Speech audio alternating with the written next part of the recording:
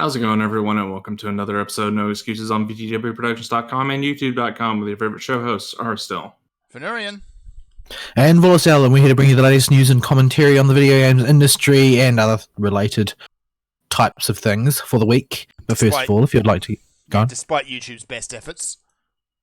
Yeah, well, YouTube's being YouTube. Yeah. But first of all, if you'd like to get involved with the show, preferably before YouTube causes it all to implode again, you can do so by sending us an email at noexcusesvtw@gmail.com, another service owned by the same people who own YouTube. Or you can follow us on the Twitter at noexcusesvtw, or you can join us in Discord. In our Discord server, you can most easily access by clicking on the link in the show description underneath this video, in the comment, above the comment box and below the video controls. Yes, indeed. Or alternatively, you can go to vtwproductions.com and you can click on the show logo on any of our recent show posts, which will also take you to our Discord server, provided that invite hasn't expired. I don't really understand how the expiry works. Yeah, the way it's supposed to work is once it's down, it stays invited. At least for that sort of invite. But, you know, logic. Can't have that. Oh boy. So yeah, that was fun. YouTube decided at the last moment to play silly buggers. As they do. to play silly buggers. Yes. Alright, so on the stream today, I'm playing a bit of a recently out of early access game, Rise to Ruins, which is a town builder, also tower defense. Against what? Just against generic monsters, really. So far, it doesn't really sound very compelling. No. What is compelling about it is more that it's just one of these games that's made by one guy. Ah, I see. So yeah, the whole idea is, as soon as I can find where I want to set up a town, only here I think will do, is you have to build up your village, but every night you get hammered by monsters, so you need to build up your maze and towers to defend against them. Every night the monsters get stronger, so you kind of end up in this endless cycle of building your town and trying not to get everyone murdered and eaten. Sooner or later, you'll probably hit a breaking point where it'll tip and you will lose all your villagers.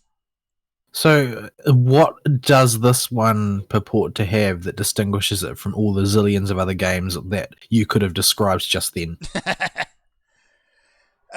Not too much particularly. It does kind of actually boast its pixel art graphic style as a selling point. Oh my goodness, really? I thought we were past this. Yep, that's still a thing. But also the fact that it's kind of selling itself on having the inevitability of failure rather than it being a possibility. Like, sooner or later, you are going to fail. But that's the same as in every single-player tower defense game. It's just about what wave you can get up to. Yeah. Build your score as high as you can. Does it have leaderboards at least? Nope. Then this game is basically worthless. Like, there's actually no objective. There is no other than objective. to while away your time. Could be worse. Could be a clicker. I guess that's true. But I mean, I feel like claiming that pixel art is a selling point is undignified, because pixel art is just art for people who don't want to hire an artist. And if it's a one-man team, then he didn't have any choice, because the number of people who can code well and art well are very, very, very small. Yeah, so the art is very simplistic. It's a direct top-down view, so a house is more or less a square box with a texture on it.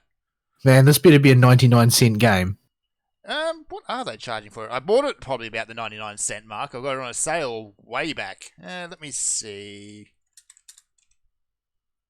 Wow, okay. They want $20 for it. Yeah, go fly a kite, dude. Oh dear.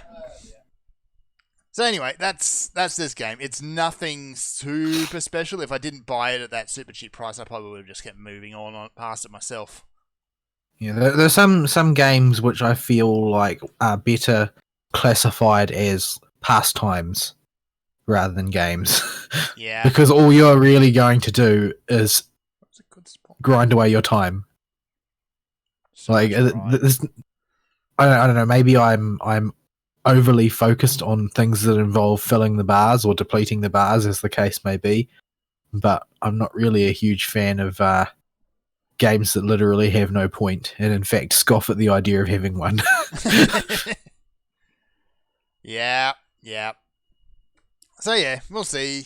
More or less, I suppose, unless you actually really want to play it, you can get everything you want just by watching somebody else watch it. So watch somebody else fail. There is apparently an end state achievement, which is something like survive 100 days on every tile on the main overworld map.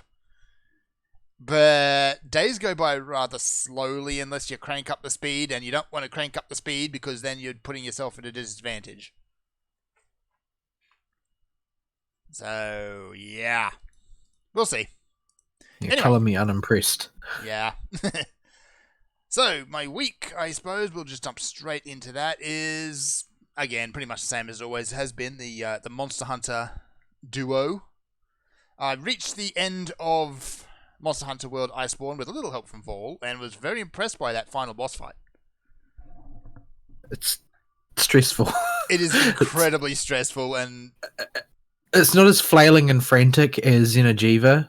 yep, You can be much more methodical with it. yep. But when things go wrong, they tend to go all the way wrong all at once. There's quite a number of attacks where if you get caught flat-footed in them, you're done. That's it. Or you make a mistake and jump in the sand, which I did. And what's more, either you carry a Farcaster or you go in with no prep. Yeah, it just kind of dumps you straight at the boss's feet. So have fun with that. It is a very spectacular fight, but there was something I had to actually look up, and it's the monster. Once you get into the final phase of the fight, he actually opens his eyes and has really creepy eyes. Yeah, I wasn't it's actually. unsettling. Yeah, I wasn't actually processing exactly what he was doing at the time, but apparently he had an extra layer of creep because every now and again he looks directly at the camera. He doesn't look at the player character. He looks at the camera. I thought that was just coincidence. No. That, maybe my camera was placed in a particular location that made it look like the monster was glaring at me instead of at my character. Nope. I thought that was my imagination. So yeah, I knew there was something kind of just extra there which I couldn't place at the time, so I went and looked it up, and yeah, he does. He deliberately looks at the camera. Because I agree that his eyes are creepy, but his eyes look pretty normal. Yeah. But they're red coloured, sure, but there's lots of monsters with weird eyeballs and Monster Hunters. Why did this one with very simple eyes look so creepy? And I hadn't really thought about it. Yeah, that's why. But it's because that whenever I catch sight of them, he's looking at me. Yeah. Not the player character, at you. And he's going to eat your face. So have fun with that. So, Well, I really don't like the part about how important it is to break his face, though.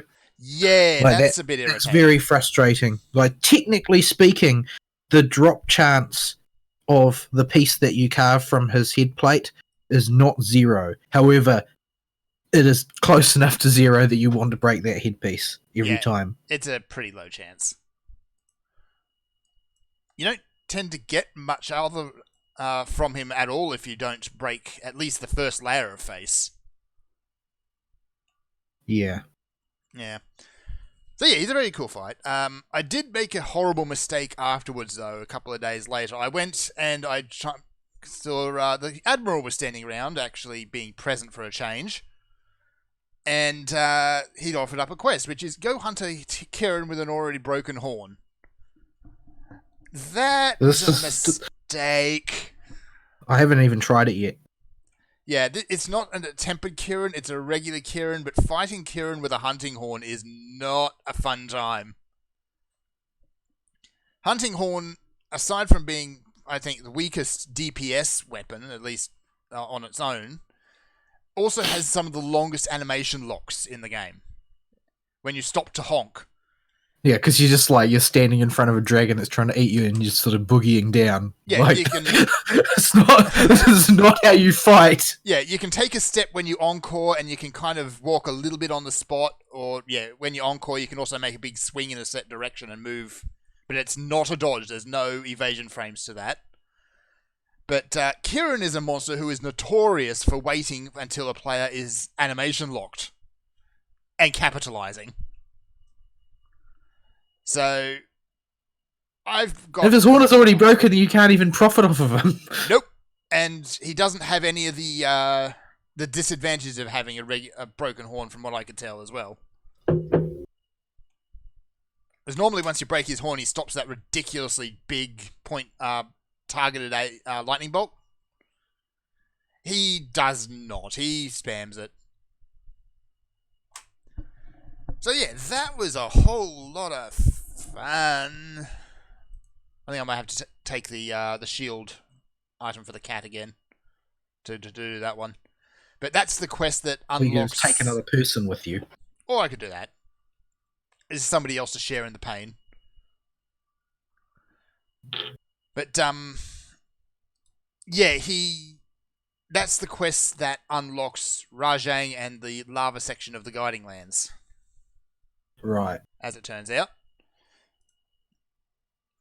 So did you kill that, Kieran? I did not. I kind of gave up in disgust after he one-shot me 3 or 4 times. As it just, no. Fundamental. Oh yeah, Thundermantle doesn't matter. He still hits like a truck. He just blew you up through the Thundermantle. Yeah. Temporal Mantle, he kind of just spent the entirety of its duration running away. And in the moment he ran, it wore off. One shot. So I need better gear before I do that. Well, I mean, it wouldn't be much of a game if the monsters weren't trying to kill you. Yeah. So yeah, I'm kind of at the point where I'm still wearing mid-game gear, like I'm primarily wearing Nagakuga's set, which is fine, and it's actually really good for the weapon I'm using. But yeah, I've got so many more options now. It's time for an update. That said, I also did a bit of a prance around the Guiding Lands, and that's confusing. They don't really explain it all that well, but from what I can tell is you prance around and you just hunt monsters, and the more of a monster type you hunt, the higher chance you have of encountering a stronger or even tempered monster from that region. Now, the rub with all of this is that you have no means whatsoever of swapping out decorations. Nope. You have no idea what you're going to have to fight, and you can't change your decorations. So you've got to go either you have to go all in and try and defend against everything, or you have to go all out and try and amp your damage up so high that you can end a fight before anything goes wrong. Yeah. Like, those are your only options. You can't actually tailor your loadouts to the thing that you are fighting very effectively, unless you take the approach of like strategically gemming all of your mantles and all of your weapons beforehand so you can swap as necessary. Yeah. So yeah, heaven help you if you actually end up pulling something you need to hunt in the Rotten Vale sector. That miasma is just horrible. Is it just me, or did they make the miasma, or just the ambient miasma, worse with the expansion? No, it's not worse. It seems terrible every time you go there. Ah, fair enough. It's just more terrible, or continuing to be terrible. So yeah, ended up hunting Radaban in there, and that was kind of fun. On that note, though, I do think that, and this might also just be my imagination, I do think that Vespoids are more aggressive now. Yeah, I'd say they are. So, and those little types of, they're not quite endemic life and they're not quite monsters. Those type of little creeps, them being more aggressive in the miasma area means that their miasma is much more dangerous, because you're going to end up losing the recoverable health regularly if you don't move around very, very quickly in there. From what I've noticed, the Guiding Lands doesn't have those really obnoxious pterodactyl things in it, though. I can only hope that they don't. I'm so sick of those. Oh my goodness, they're a pain in the butt. There's the absolute worst. There's those stupid birds. I haven't spent much time in the Guiding Lands yet. I haven't. haven't spent much time playing video games. But yeah, I'll have to hit it really hard. Although I'm sort of in two minds about it. Like on one hand, it's like, well, I mean, that's where the gear progression is. I've got to progress up the Guiding Lands. I've got to unlock Gold Rathian to complete the set that I'm building. Mm-hmm. So I just have to grit my teeth and do it. But on the other hand, that I don't know what you call it, the video released by the developers, they sort of heavily implied that they were going for a revamp in the next major version push. Yeah, or at least some major changes. So I don't know. I don't really want to invest my gaming time like pounding nails into my dick. If alternatively, That's graphic. I could just wait and have a much more streamlined experience later. Like it's not that I'm looking for the game to be easier so much as I'm looking for the game to be less of a jerk. but Joe is still there. I've never actually stood and fought Joe. It's on my to-do list. Yeah. I haven't actually seen a regular Joe showing around. I've only seen the spicy pickle more than anything else. Yeah, but as far as I've seen, there's no actual quest to fight him. Uh-huh. He just invades. That's the only time you see him. He just kind of insists on joining in on whatever you happen to be doing. I feel like Joe is in some ways easier for me to deal with than Searing Bagel Goose. Yep. Because Bagel Goose will invade and then just attack anything that he can get. Yep, Whereas and collateral damage is the thing. If there's big game for Joe, he just doesn't really care about the hunter. Unless you annoy him.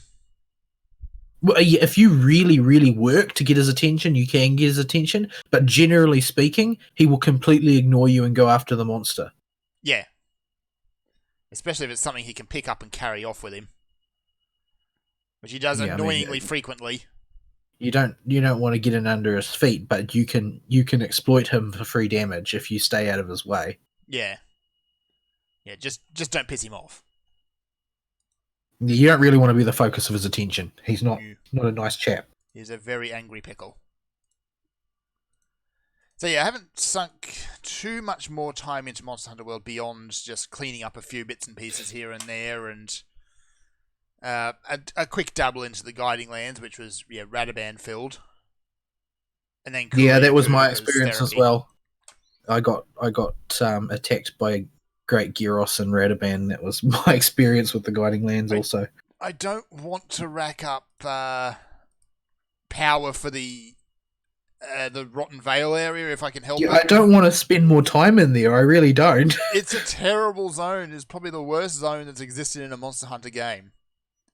And I'm saying that for knowing full well that Monster Hunter 3 exists.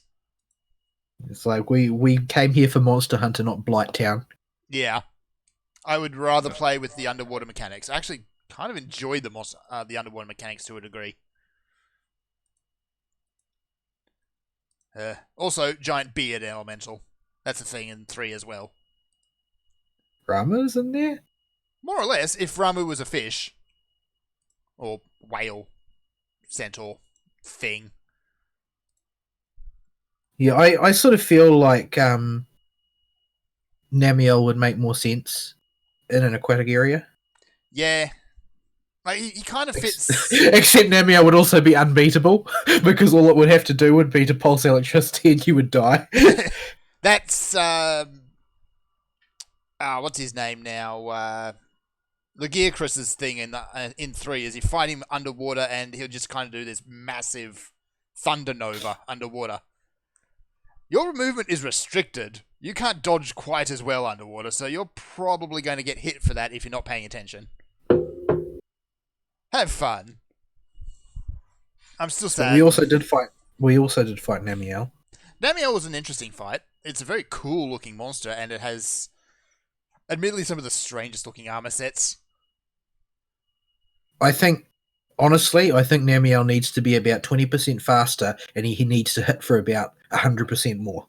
Yeah, he hits like a wet sponge. Like, when I take his water jet directly to the face, it chips off about a centimeter of my health bar. Yeah. What was your water resist like? Pretty high because I use mostly Valhazak gear, which has got good water resist typically. Okay. So that's not too bad, I suppose, but yeah, he should be honestly a bit harder than it actually was. I think the most annoying thing I ran into with Namiel was slipping down hills in ridiculous fashion. The problem is really that Namiel he's an elder dragon and he just fails to live up to that, in my opinion. Yeah. Like there are so many fights that I find so much harder than Namiel, and Namiel's supposed to be, at the top. Like me beating Valhazak, like Deathval Valhazak, like a drum, I can accept because I've done him so many times. I know how to fight that monster. But honestly, I would have a much easier time beating down Namiel than like Folga Anjanath.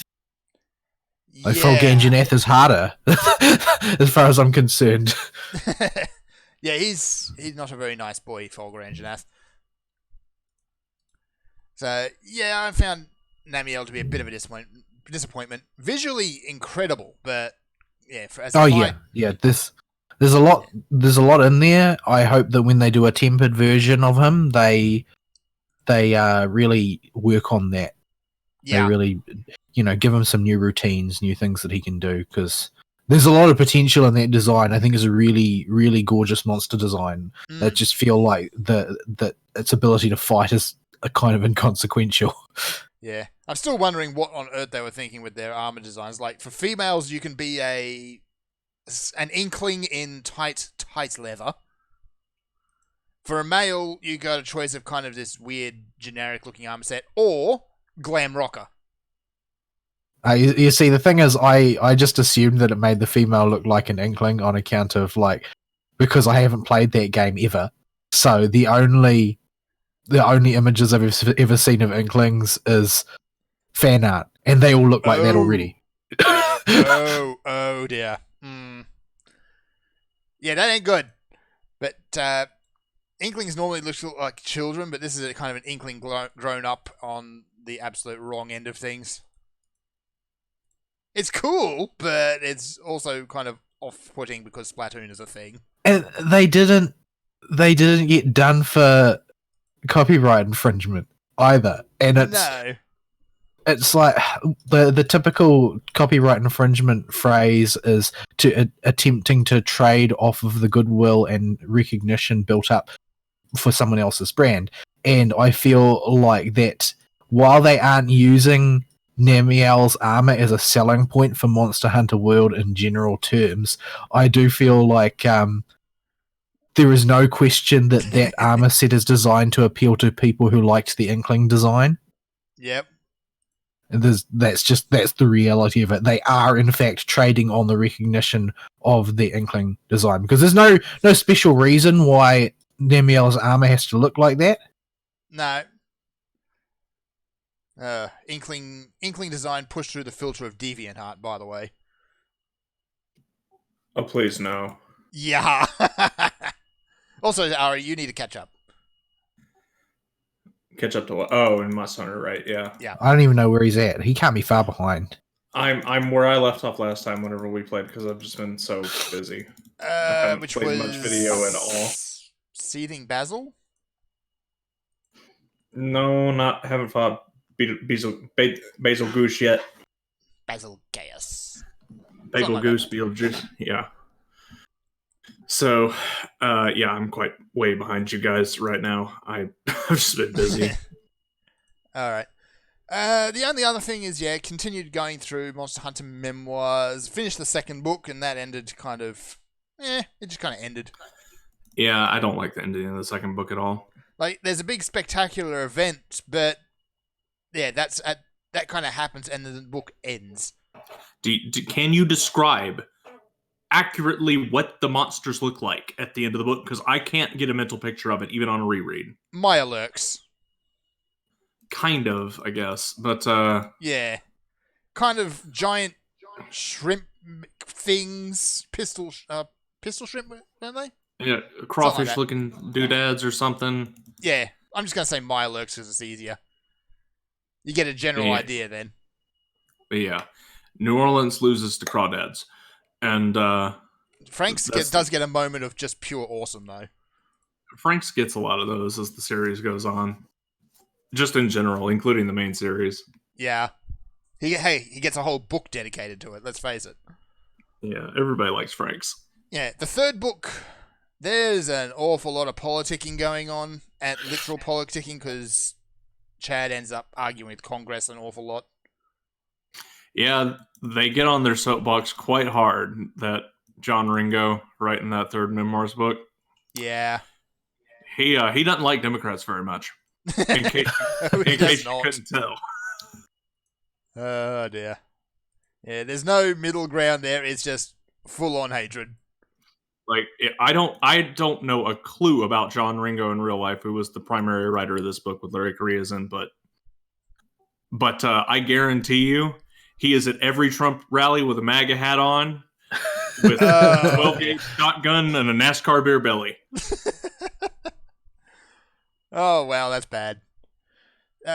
So yeah, that's like the series as a whole isn't that well. Okay, it's kind of bad, but yeah. It's kind of bad, but it's fun. I want to finish this so I it's can go fun. through into the final book, which is the the small story compilation. Jim Butcher's short story in that is Yes. hilarious. Jim Butcher was writing It for is- Monster Hunter instead of writing Dresden Files. What are you doing, Butcher? Stop it. Not his job. That's what he's doing. His job seems to be But- hanging around at conferences all day. His job is Sure. making excuses for not doing his job. This seems to be a common trend, Shut up and write. but it's all worth it because Super Frog. Super Frog. It's a bird. It's a plane. It's Super Frog. Get that Super Frog off of my Superdome. Yeah, that whole sequence was just complete nonsense. The Superdome is a American football stadium for those that don't know. Yeah, it's the one With with a the se- balloon roof. Yeah, with a proper roof. And so they have to figure out how to kill a giant mutant frog eating people and hanging out up there being a nuisance without anybody noticing and without destroying the Superdome. Yeah. That's gonna be fun. And also, Chad gets his arm stuck in the Super Frog's gut with a grenade pulled in his hand. He's like, I'm stuck. And he has to. They eventually have to just yank him out by pulling his glove and his like gloved gauntlet off and leaving it with still holding the grenade inside the frog for it to explode. Yeah. He loses a glove doing that. So yeah. I'm hoping to see what some of the other authors do with the setting, because there's a lot to work with. I think a few of the authors really latch on to the setting and have a good feel for just wanting to have a good time with the Monster Hunter series, which is what that series is all about. Oh yeah. You're not getting deep philosophical intrigue or thought process thunkery sparking going on with Monster Hunter. Oh no, You're getting- there be monsters, we have guns, hoorah. So There- it's basically the cowboy hat adventure. Pretty much. Pretty much. But you get some dudes that do really well with it. Butcher does amazing with it. Yeah. His story is easily the best of the lot, and it's pretty early in the compilation. Nice. Even so, I recommend listening to it first just to get you in the mood for what you're getting into. Some are serious, some are not so serious. I think the one that Larry Correa did was really, really good Mhm. for it. So it's his own series. I would hope he knows what he's doing, but You'd it hope has so. a nice twist ending for a 1 hour long short story. Yeah. And there's a few others. The only other thing I suppose I could quickly mention is another book series I've been following. It's not the series I want to actually talk about, though. It's that really irritating feeling when you've got a visual novel, an audiobook series going on, and they change the narrator. Oh, I hate when they do that. It's not that they change the narrator to someone who is bad. Like, the narrator they change to is fine. It's just that dissonance of having all your characters sounding one way, one book, and then the next book they sound completely different. Yeah, Super Sales did that, and they that was hard to listen to. But thankfully, they did it after the first book, so it wasn't that bad in that series. Yeah. So yeah, that's just a minor quibble. Like, I don't have anything against the author who took over, because he does a really good job. Although his specialty from other books I've heard to him seems to be normally intelligent people running around and being complete idiots. That just seems to be his specialty area, but yeah. Yeah. So what's the book series? The book series is Dakota Kraut's Divine Dungeon. It's kind of a weird genre that has popped up over recent years, being not just lit RPG, but particularly dungeon core. So it's yeah. I think I've heard of this series. I haven't looked at anything of it though. I really enjoyed this series, but most dungeon core books are really, really bad. I have no idea what you're trying to describe here. Well, it's, you know how... think Dungeon Keeper as a book. It's like a DM tries to be an author. That's another way to look at it, yeah. Yeah, it's just they usually are way overly technical with little actual substance to what the story they're telling. Yeah. So they can be a bit of a grind to chew through, and some of them have interesting universes, some of them don't. I've only read one-offs of them, but in general, they're okay sometimes, but they're generally not worth your time, so I haven't recommended any on the show. Yeah. This one I will recommend. It does get bogged down in the minutiae of the magic system for the world, but the characters are enjoyable enough. Cal does, or the main character Cal does enjoy way too many puns. Way too many puns. Actually, just reading some of the this author's other stuff is he just likes puns. The lowest form of humor. Anyway, so that's pretty much my week. It's just more of the same. It's Monster Hunter continuing to be awesome and getting minorly annoyed at Audible. Oh, what Audible do? They're the ones who changed the author. Oh, the narrator? Sorry, the narrator. Yeah. Because it's a Audible exclusive production. So yeah, their fault. Yeah. This happens a lot since Audible started buying exclusivity rights. Yeah. They've got a pretty good stable of narrators, but they've also got some who are just... If not, they're not bad in and of themselves, but they're not suited for the book they're reading. Yeah, it's we have the narrators from Penguin Random House who will basically hire anybody that has a name and a decent voice that has a history in theater, and that they gave us like your James Mercers and stuff, and then you have Audible Studios who have a set list of narrators that you get when you sign on with them, and that's it. So that's why that happens. Yeah. Oh dear. Just stop it, Audible. Stop it. Anyway, that's been my week. I'm not going to complain myself inside out today. So, Vol, what have you been up to? Not really a great deal. It's been a pretty trying week. The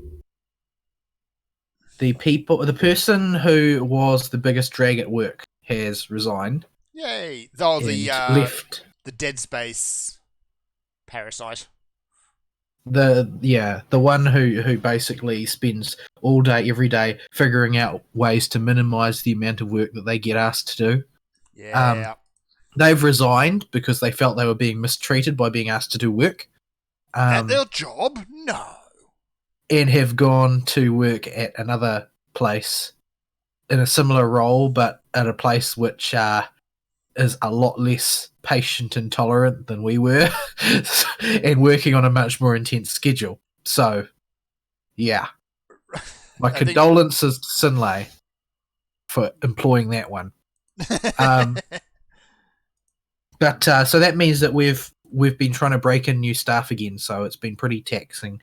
I've been getting home later than normal since I'm having to work slightly later shifts to ensure that there's enough expertise in the processing department, which tends to work a bit later than the reading department.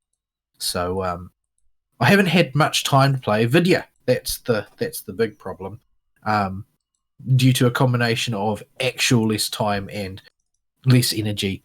So that's why I have not made any real progress in Monster Hunter. And honestly, when I get to the point where I'm doing the end game stuff, it's too trying to play by myself. I prefer to play with somebody else, not just because I enjoy playing with other people more, but like I don't even care if I like join a hunt that Fern's doing late, and so I don't get rewards other than like mega potions. I don't care, because to me, getting to play with somebody else is the reward. It is a lot more fun, yeah. And at end game, you're looking at like dragging yourself up the augment ladder. Yeah. And I can't do that by myself for great lengths of time. I need something to distract me from it. Playing with other people is a sufficient reward to make the grindiness of it not bother me anywhere near as much. Mm-hmm. And also, when you've got two people, you've got two different sets of objectives. So let's say that you want to make a Rathalos piece of armor or a Rathalos weapon. You need to farm something Rathalos. Like, if you're by yourself, then that's all you ever do. Because if you aren't doing that, then you're being inefficient. But if you're working with somebody else, well, then they've got their own goal, and you can switch around the sorts of things that you pursue, and therefore not go insane and start dreaming about Rathaloses. So, I'm at the point in the game where the grind is so mundane, and you can't. And it's not even very well focused because of the way the guiding lands are set up. Like, you can lure specific monsters. It's not impossible to do that. However, generally speaking, you just have to face check whatever shows up. Yeah, you get what you're given. So you just while you may have variation in monsters, you also often don't feel like you're making any progress to any meaningful goal. Mm-hmm. So, yeah, it's at the point where I need to find my entertainment from playing with other people rather than counting on the game. But that may change when they do their updates to the guiding lands, or maybe there's a way to use the guiding lands that's not quite as obtuse as it looks at first blush, and I just haven't seen it yet. But yeah, we'll have to wait and see. Yeah. So I've been mainly resorting to the mobile game genre as per usual when I don't have the energy. Firstly, we'll talk about FGO. We're in the third of the Halloween event trilogy, which means that yet another terrible calamity has befallen Liz's castle, and she has been booted out of it. Again. And yes, again.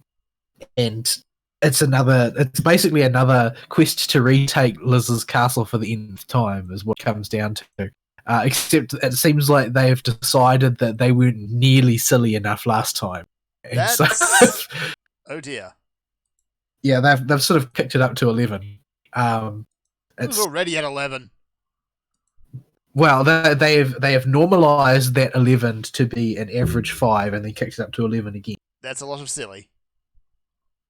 So yes, it's extraordinarily silly. It is quite entertaining. A lot of the characters from previous Halloweens have made reappearances in various ways, like Carmella's there again and so on. Cleopatra's there again, although she seems to be playing a bit part where mainly she sulks. Although she does also take the time out to make it canon that conspicuous CG snake is actually her stand. So I thought she was going to slowly mutate into a JoJo reference. Well, she has just declared that it's her stand. Because she protests. Yes, she did. Oh boy. Because she was protesting that she doesn't actually really have any legendary association with cobras, and it's that people shouldn't just assume that, and that the thing that's always hanging around her isn't a cobra; it's just her stand. Right. So that's the thing now, I guess. But yeah, I decided to roll on 2 of the banners that were up, so I blew pretty much everything that I had saved up. I got nothing on Shuten's banner, nothing whatsoever. I got nothing out of the tickets that I blew on Oki's banner, and then I got Oki in like the second pull of the first 10 pull that I did using quartz.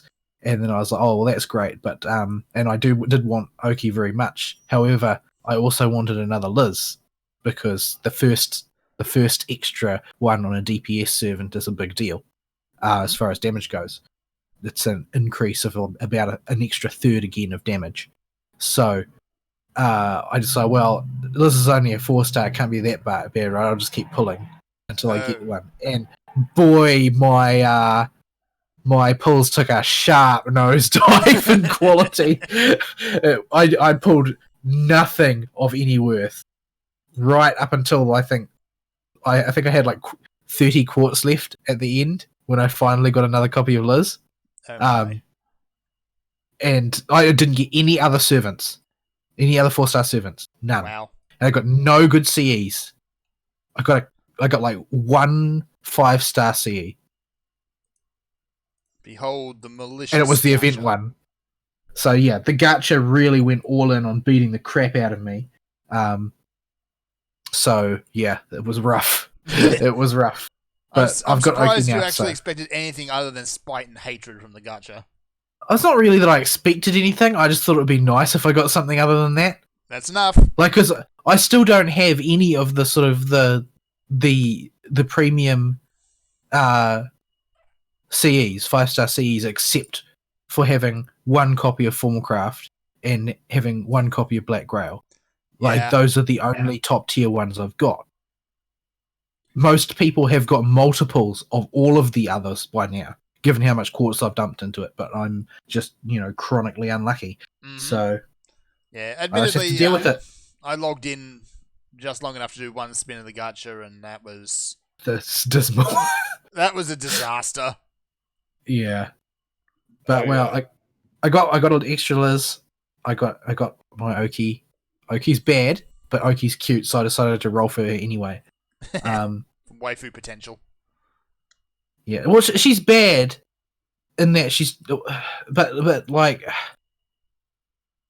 it seems like it's harsh to call her bad because, like, Ghidorah is bad.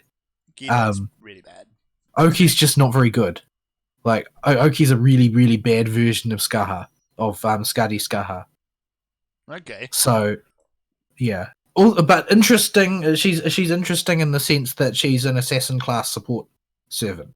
Like, because she's a strict support. She's got buff purge, self-defense buff, relatively weak targeted Noble Phantasm battery, and her Noble Phantasm itself is a moderately small increase max health, which basically functions as a heal as well, and buff to quick cards for 3 turns. So she's sort of like a incredibly stunningly mediocre quick support, but I've got a few good quick servants, so that's not worthless to me. And having her as a strong, modestly strong support option as an assassin is a really, really useful thing at times when the game knows that the vast majority of powerful supports are casters, and it's a pretty standard tactic on the part of the encounter designers to include riders just to force you to have to either over-devote yourself to protecting your Waver or Merlin or to use something else. So having it's inevitably Wyverns. Yeah, so having a support that is actually resistant to the sorts of things that are normally designed to hard counter the support is quite useful in its own way. So, yeah. So she's not without use, and her a lot of her attack animations are quite funny and cute. She attacks mainly with her origami. So that's kind of neat. Yeah, but she's incredibly lazy. Like she flies around by having a horde of origami bats carry her on string. So didn't she want her stick to be foxes, but Tamamo already had that going, so she had to resort to bats? No, she's the last one of the 4 best friends that I've been trying to collect. The four friends that are sort of the 4 servants that are friends in the sort of pseudo canon are Kiyohime, Tamamo, Liz, and Osako Behime. So I've got them all now. Nice. all of them being, relatively unstable sorts. They're a bit But nuts. yeah. But I'm enjoying the event. It's a quest style event, so it tends to be quite grindy, but it's the type of grindy that has a definitive end to it, because all you need to do is check off enough kills to fill the bar, and then you're done. Okay. So that's it's a style that I'm not particularly adverse to, because it allows you to plan much better than other event structures. But it does have at least one annoying time lock on it. So, but that's already passed now. Yeah. So other mobile games. I sort of started to run aground pretty quickly in Girls Frontline. Not necessarily as a matter of me trying to progress and me failing to progress, so much as me failing to progress because I was not sure what the heck I was supposed to be doing. Girls Frontline has a lot of systems in there, and it actually took me a really long time to even work out how it makes money. And it seems that the primary purpose of the gacha is cosmetic. It has every system is interlinked with every other system in a ridiculously convoluted way, but the primary purpose of the gacha is cosmetic, because the gacha is the main method of getting costumes for your gun waifus, which I am reliably informed are also to be called raifus. Oh boy. Yeah.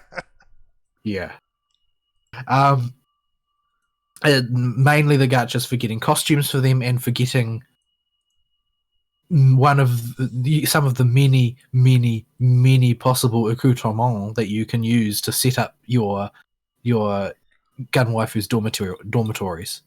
Because you've got to have the dormitory feature. Yeah, so furniture, basically. It's a furniture gacha. The other gachas are all primarily fueled by in-game resources that you earn in-game. I mean, you could brute force buy them, but the idea of doing so is considered absurd by most people. Like, most people throw money at this game primarily for the purposes of getting cute furniture, as I understand it. So yeah, it's not actually too mercenary in a lot of ways. It does tend to blow up the importance of the dormitories. It's not like the dormitories aren't useful.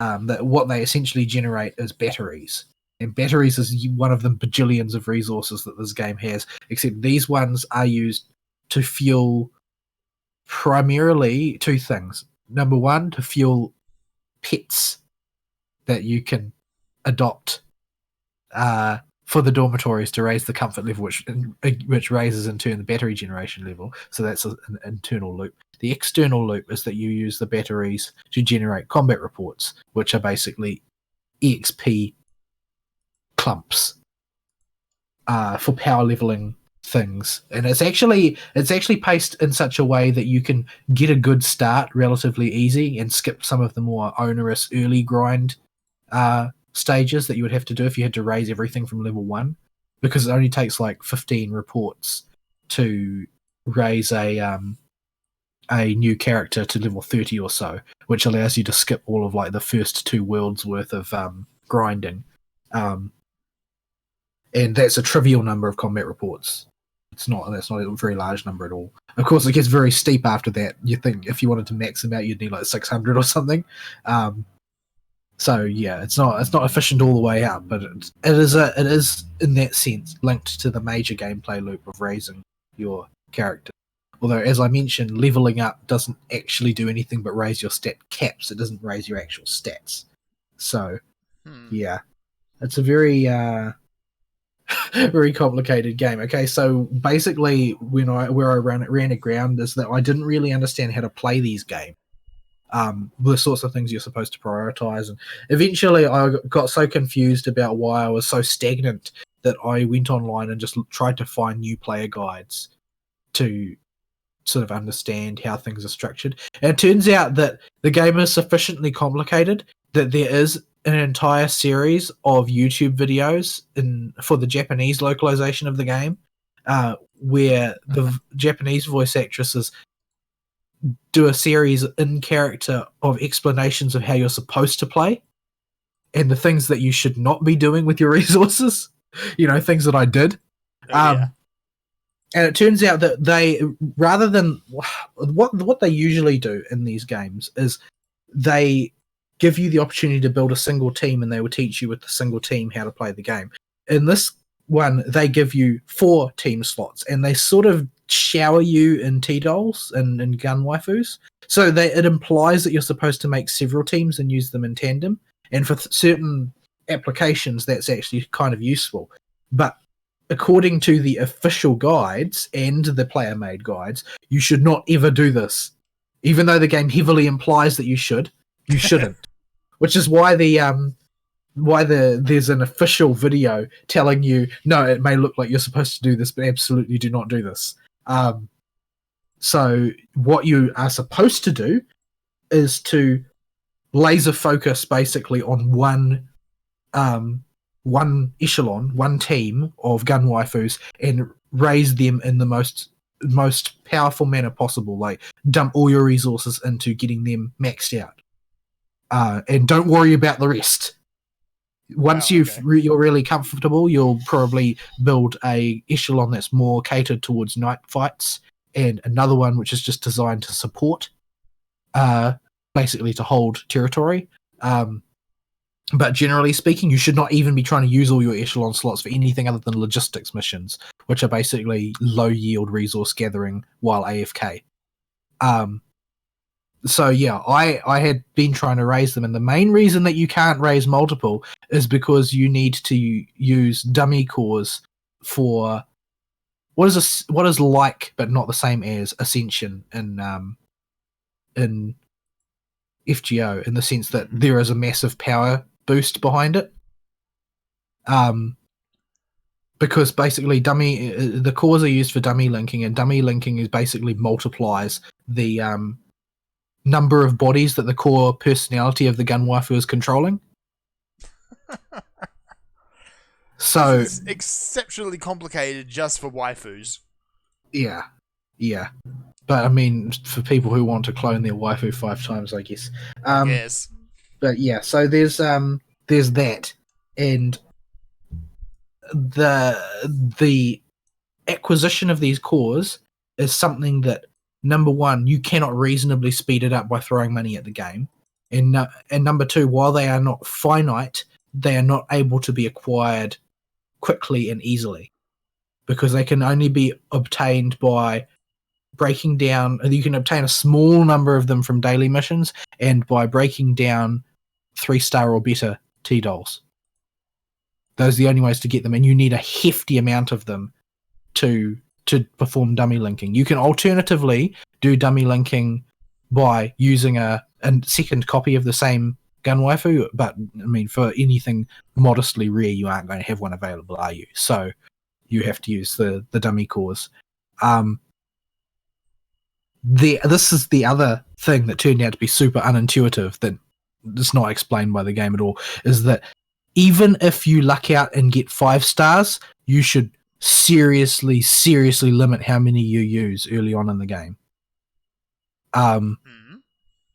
I was lucky enough to get a few early on, although some of them are multiples. In fact, it was quite annoying that there were multiples, but the issue with that is that dummy linking is your single biggest steps in power that you can take for a given gun waifu, and you need a humongous number of cores to do it for a 5-star. So when you're trying to power level your first echelon to enable you to progress through the game, you can't have more than 1, maybe 2 if you're really patient, 5 stars on that echelon. It's a waste of your time. So yeah, it's even if you would be very, very tempted early on. Oh, I was really lucky. I rolled a whole pile of 5 stars. I'll just raise up from the start an echelon that has lots of really powerful characters that scale well into late game. No, don't. Absolutely don't, because you can't afford to. Nobody can. So yeah, I fell into every noob trap on the list. Oh dear. Because, well, the reason that they're noob traps is because noob traps don't represent newbie stupidity.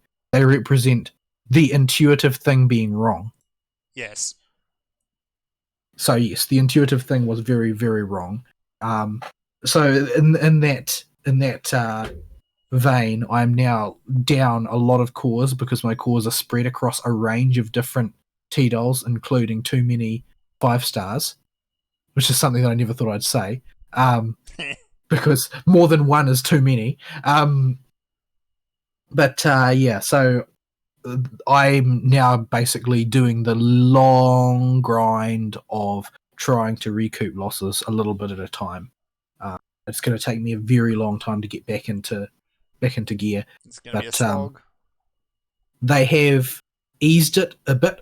A patch dropped immediately after I started playing, which increased certain drops for the very early part of the game, and also most importantly, the T-dolls that join your armory through story events no longer need to be completely built up from scratch. They will start at a round level that is near the level that you acquire them at, and they will be at least partly dummy linked already. Mm-hmm. So having added that quality of life modification shortly after I started playing means that my recovery period won't be as long as it would have been otherwise, but it's still going to be onerous trying to re-earn all of the things that I screwed up on. But yeah, you can't have everything. Yep. At the moment, I'm running into a bit of an issue because I don't have enough. I keep swinging wildly between having too many high rarity units and too many low rarity units. Because apparently, while low rarity units are very, very serviceable early on, they're also newbie traps because it turns out that they just don't scale into late game. A lot of them are just miserable. They will seem good early on, but then they'll just stop scaling and they won't be good anymore. And yeah, so I had to look around online to find some resources to try and figure out exactly what was going on, and I think I've got a loose idea now. A lot of things are still complicated, like forming new echelons, and that is difficult. But there are a few tricks that you can use, like you get M4A1 very very early on in the story, and you can basically use her to build a very simple style of echelon that is a very effective jack of all trades, so that you can basically use that as your starting point, and through fine-tuning that, get an idea of how the systems function. Okay. So yeah, but all of this is not readily visible without looking at guides. The guides are often quite in-depth and complicated. But yeah, I think I'm sort of like roughly heading in the right direction with that one now, but it'll be a while before I can progress, simply because I've dumped too many dummy cores on the wrong things.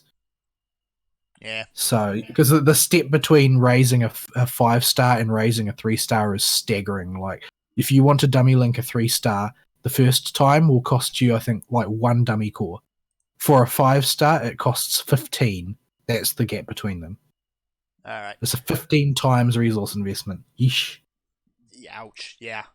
You mentioned, seeing as though you were kind of stuck with gun waifus, that you were going to try looking at boat waifus. I did. I looked at boat waifus as well. Okay.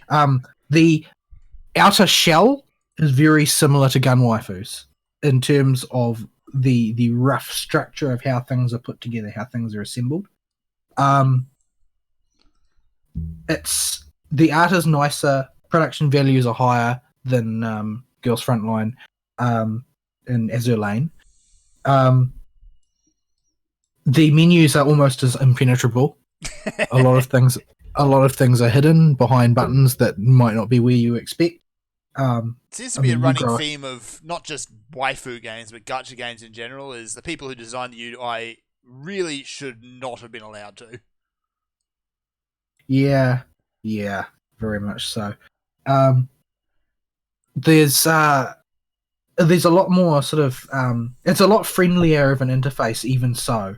A lot of the features are the same thing, like a lot of the buttons are in the same place and have the same logos. Like it's clearly everybody's singing from the same hymn book here as far as gacha game design goes. Mm-hmm. But the core gameplay is very, very different, of course, as Serathis has mentioned before in his missives to us on the topic. It's fundamentally in Girls Frontline, you assemble your echelon, and the echelon will fight in a semi-autonomous manner. Most of the work of combat is done in the planning phase, where you're assembling the echelon and equipping them in such a way that they will be effective in combat, and then using their skills at the appropriate times as activatables in order to get through the combat. In the case of Azur Lane, it's a straight up simplified Danmaku game. So a horizontal scrolling shoot 'em up. But you still do the whole echelon assembly thing, except of course they're fleets in this game.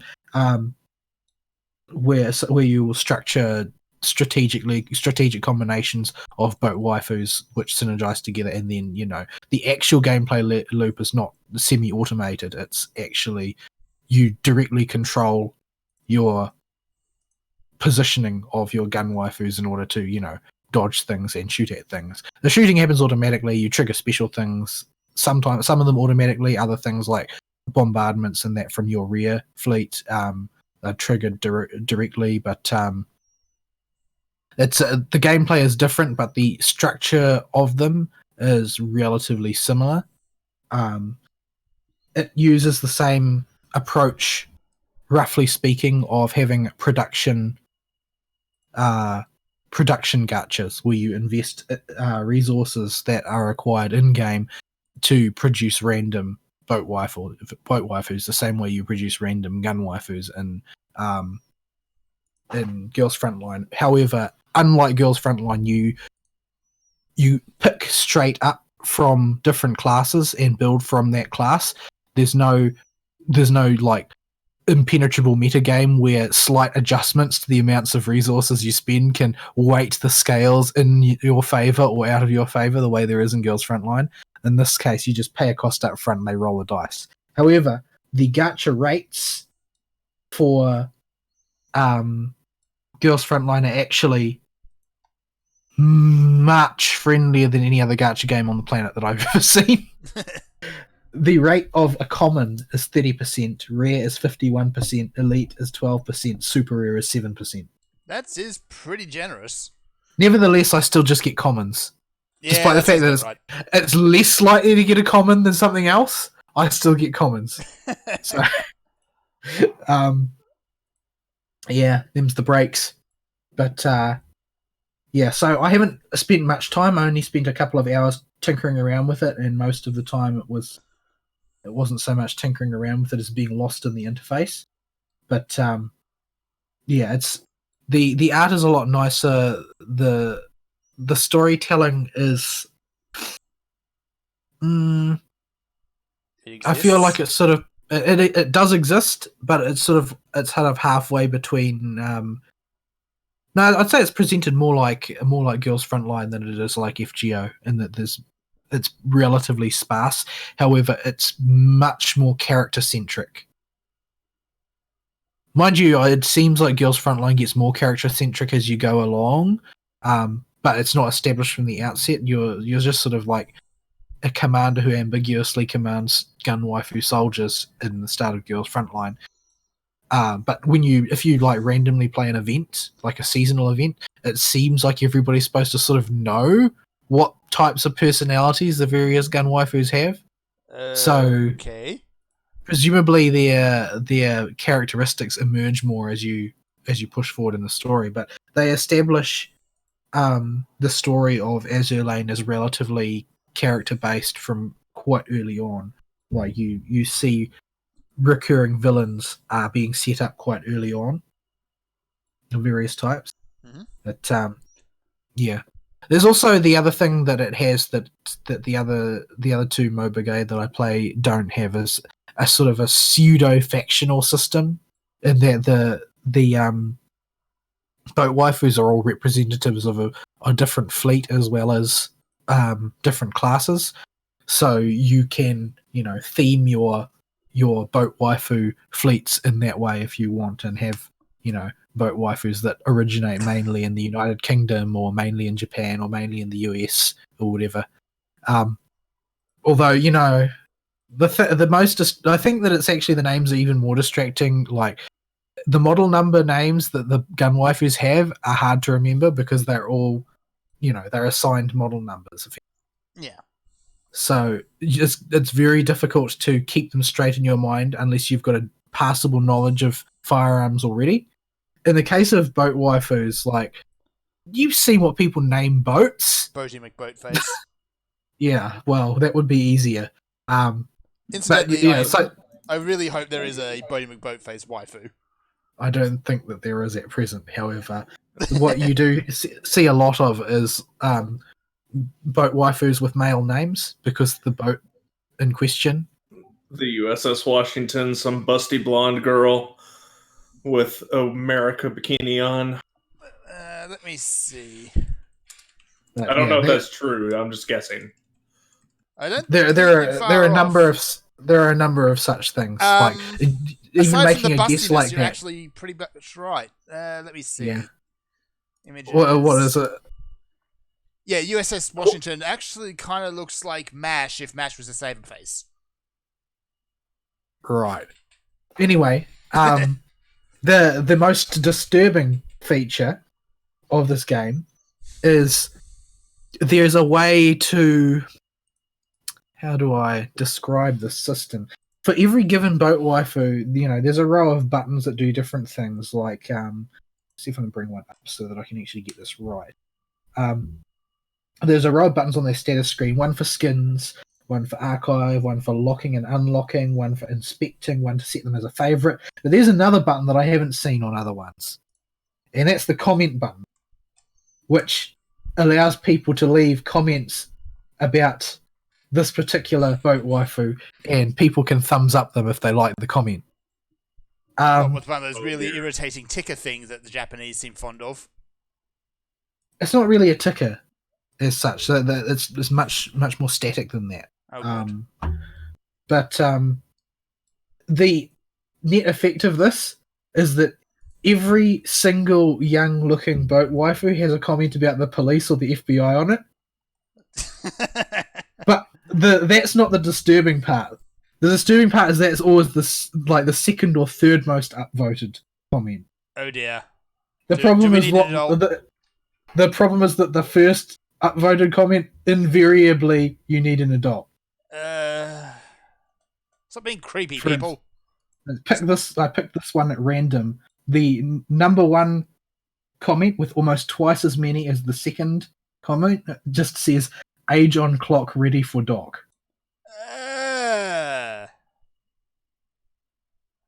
Why? There's a guy who always gets like 200 to 300 likes, and he doggedly posts on every single one, but he's always just got strictly trivia about the actual boat in history. That's actually kind of neat. Yeah, he always posts on every single one. There's he posts an item of trivia about the boat on every single one, and he gets a few hundred likes on each one. But he's usually drowning in people saying things like, and I quote, "Yup, jail is just a room. I'ma take this lolly for honeymoon." Why do they rhyme? Because these people have too much time on their hands. That's not all they've got on their hands. I don't want to know. Why, Fern? Why you do this to me? We were already well and truly in the gutter. Anyway, yeah. So this is an incredibly disturbing feature. I don't think any game needs it ever. No. I found the Alabama and the Atlanta. Okay. They are just generic busty waifus. Well, Atlanta's like a normal girl. Like typical pink-haired girl next door. I assume girls next door in Japan have pink hair. This is what anime has taught me. The Alabama looks like there is a waifu in there somewhere.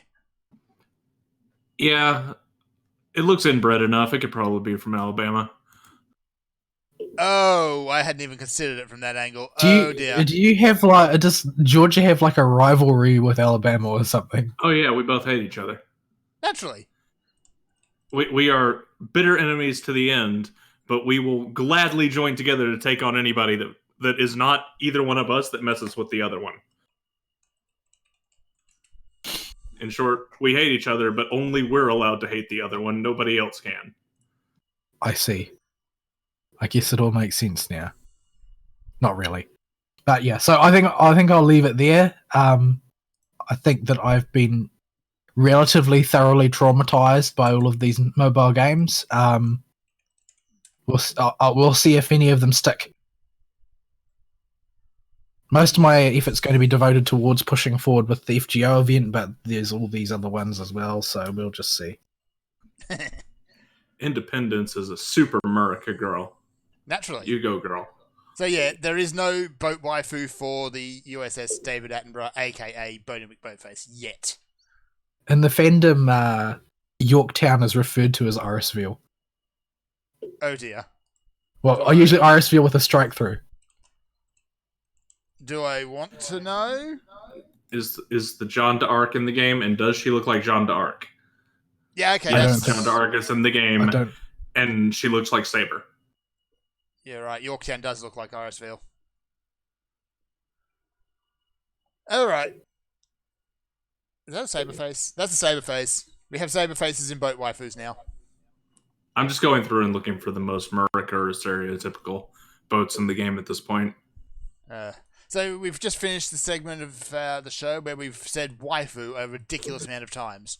Yeah, and we've basically lowered the tone further than I thought it could ever be lowered. Yep. You're welcome. Always glad to be of service.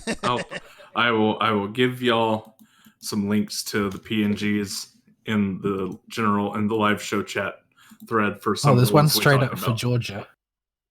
Oh boy. Do we want to know? It's a fairly normal looking one if you ask me. Yeah. Screams Tsundere, though. That's also true. She looks kind of grouchy. Pretty grouchy. Accurate representation of Georgia there. If Georgia was a boat waifu. Probably somebody that's just going to shoot you on sight. All of the waifus. Alright. We should probably take a break. We should. All right, folks. We're going to take a break, and we will be right back.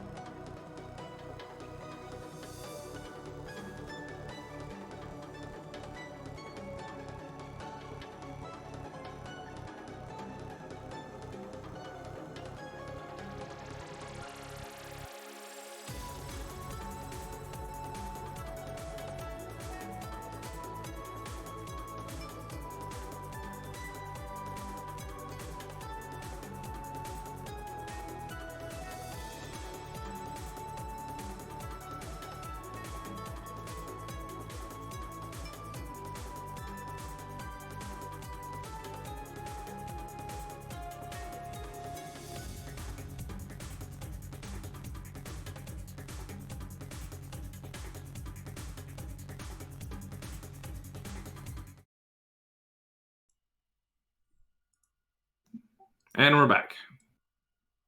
Yes. Mm. Yes. All right, let's not dive straight back into the gutter again, please. Not my fault. Actually, it's entirely my It is fault. entirely Isn't it? your fault. Yeah, there's not actually anybody else's fault that it could possibly be at this point. Oh dear, oh dear. So anyway, I think that was about it for your week, wasn't it? Yeah, that's pretty much it. I've only had time for mobile games, and well, there you have it. All right, Ari, do Yeah. the thing. It has been another very, very busy week. There's nothing special about what's going on right now. I've already done the taxes for this quarter. I just finished those up 2 or 3 weeks ago. Everything's been sent off to the accounting folks, to the ones that we actually pay to do the federal stuff, because forget that. And yeah, it's been really busy. A whole lot of time in my car. Yeah. So much time in my car. For the first time, there's trash in my car. Like, I normally keep my car like spotless, but the entire floor of the passenger seat right now has like empty Chick-fil-A bags. Because I was too tired to think about getting them out when I finally got home. And they just kept accruing because I just kept throwing stuff in one of the bags, and the bag fell over, and now there's trash all over the floor. Oh dear. You better do something about that quick, because that's how you get ants. Oh, it's an empty bag. The Chick-fil-A puts its chicken sandwiches in foil wrappers, so it doesn't get anywhere. So there's no food in there. It's just empty bags. But yeah, I have been so just exhausted when I get home. I mean, I played a little bit of WoW.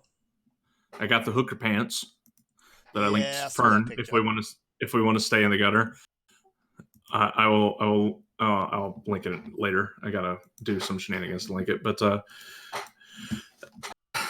yeah, just I haven't really done anything other than listen to the Monster Hunter books this week and play a little bit of WoW. But I can try and stretch something out of that. So I finished my reread of the entire Monster Hunter series. Well, re-listen. And Legion and Nemesis are still the best books. Legion has the best moments in the series. Nemesis has the best story overall, even if it's a bit of a slow start. And yeah, it's a good book series. I thoroughly enjoy it. And I'm glad I had something to keep me occupied, and I'd forgotten most of what happened in those books, other than the broad strokes plot line of them. Because I was going to lose my mind. Let's see. I am going to miss playing WoW Classic, but A, everybody I knew that was playing has quit. And B, Blizzard's a bunch of communists. You can't and Blizzard. I can't support communism. Not a thing I can actually do.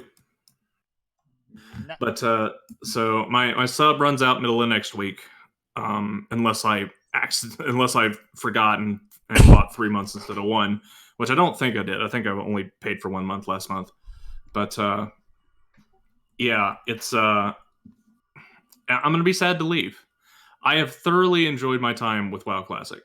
I don't regret it at all. Going back and playing with people that used to play the game, and the people that came back for WoW Classic were the type of people that you would want in your groups. They're the people that enjoyed the social aspect of the game and knew how to talk and operate like human beings for the most part. Yes.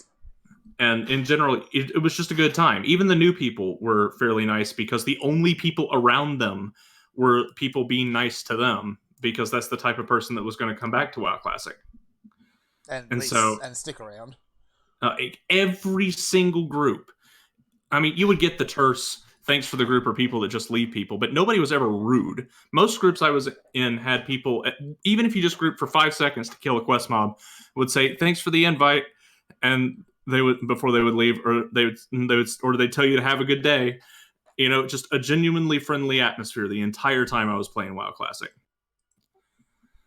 And it was fun to go back and talk to people in groups and find the brand new warlock who didn't know that he could only banish one elemental at a time after you told him that banish was a spell to begin with. Oh, that would have gotten messy.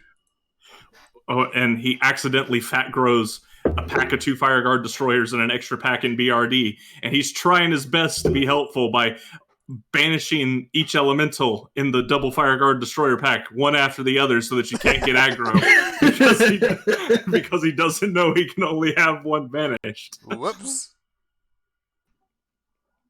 And He's doing his best. He's doing his best. He's trying. I'm like, it's okay, dude. We were all new to our class once. Look, It's not that big a I mean, deal. let's be real. There are a lot of people who don't even try in CC. Yeah. It's those destroyers hit like trucks. If you don't have a banish with you, you need to blow a baby cooldown or get ready to hit that last stand or health potion button or something because they hit hard. Yeah. But it's a shame crowd control's not a thing anymore. yeah, just having the option if the pools are getting a little dicey is really, really good. It just, and people having to do it again, especially when you get to like BRD and you have 3 healers in a pack, 1 guy that's ranged, and a melee guy that's going to put Mortal Strike on everybody. You have to look at your group comp and go, this pack's going to be really messy if we got to clear 20 of them on our way to Bale because everybody has that wonky quest from the dragon to go kill him and get the green rewards. And even though the rewards are totally not worth it, everybody just wants to do it because it's the dungeon quest. Like, okay, how are we going to clear these guys? And deciding based on your group comp what the heck you're going to crowd control and how you're going to have the group focus these things down. You don't make these decisions anymore in any MMO. No MMO presents you with a scenario where, okay, guys, who's comfortable doing this? Do you think you can heal through the Mortal Strike? Can we leave that one up and sheep the ranged one so we can put them all somewhere easier to mess with instead of having to chase the ranged guy around? Or do we need to sheep one of the healers because we only got so many interrupts? Yeah. Something like that. Nope. Even probably the leading MMO, which is Final Fantasy 14 at the moment, it's still, you can go in there with whatever group composition. There's no crowd control. Yeah. It might mean your tank needs to slow down a little bit. Do you have the guy even posting the giant PSAs before escort quests and how, okay, everybody, before you start the stupid escort, you have to talk to him once, turn in the quest immediately, and then not accept the follow-up until everybody's turned in the first one. Otherwise, some people won't get the quest. People were cracking up and laughing like, yeah, that happened to me back in the day. I remember that. Yep. Thanks for reminding me. Like, just even interactions like that, I've been very happy to come back and see again. It just sounds like good times.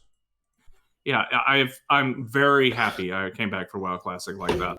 Yeah. And it's not an experience that's going to stick around. You're already seeing, and it's kind of a good time, I think, to bail out anyway, because the LFG channel has become looking for tank Ubers, Draconian Deflector Reserve. I'm like, I'm not going in that group. Oh, yeah, that was a thing in the day, too. Reserved was a thing that cropped up later in WoW Vanilla's life cycle, and I'm very upset that it came back because I think the whole concept is dumb. Well, I mean, Blizzard tried to get rid of it by inventing personal loot, which had its whole set of its own issues. Because their priority has always been to, we need to make the player base less toxic, and the way we do that is by, forcing you to relinquish control over the game. Yeah, instead of, making communication actually matter. Yeah. Yeah. It's been a very interesting experience.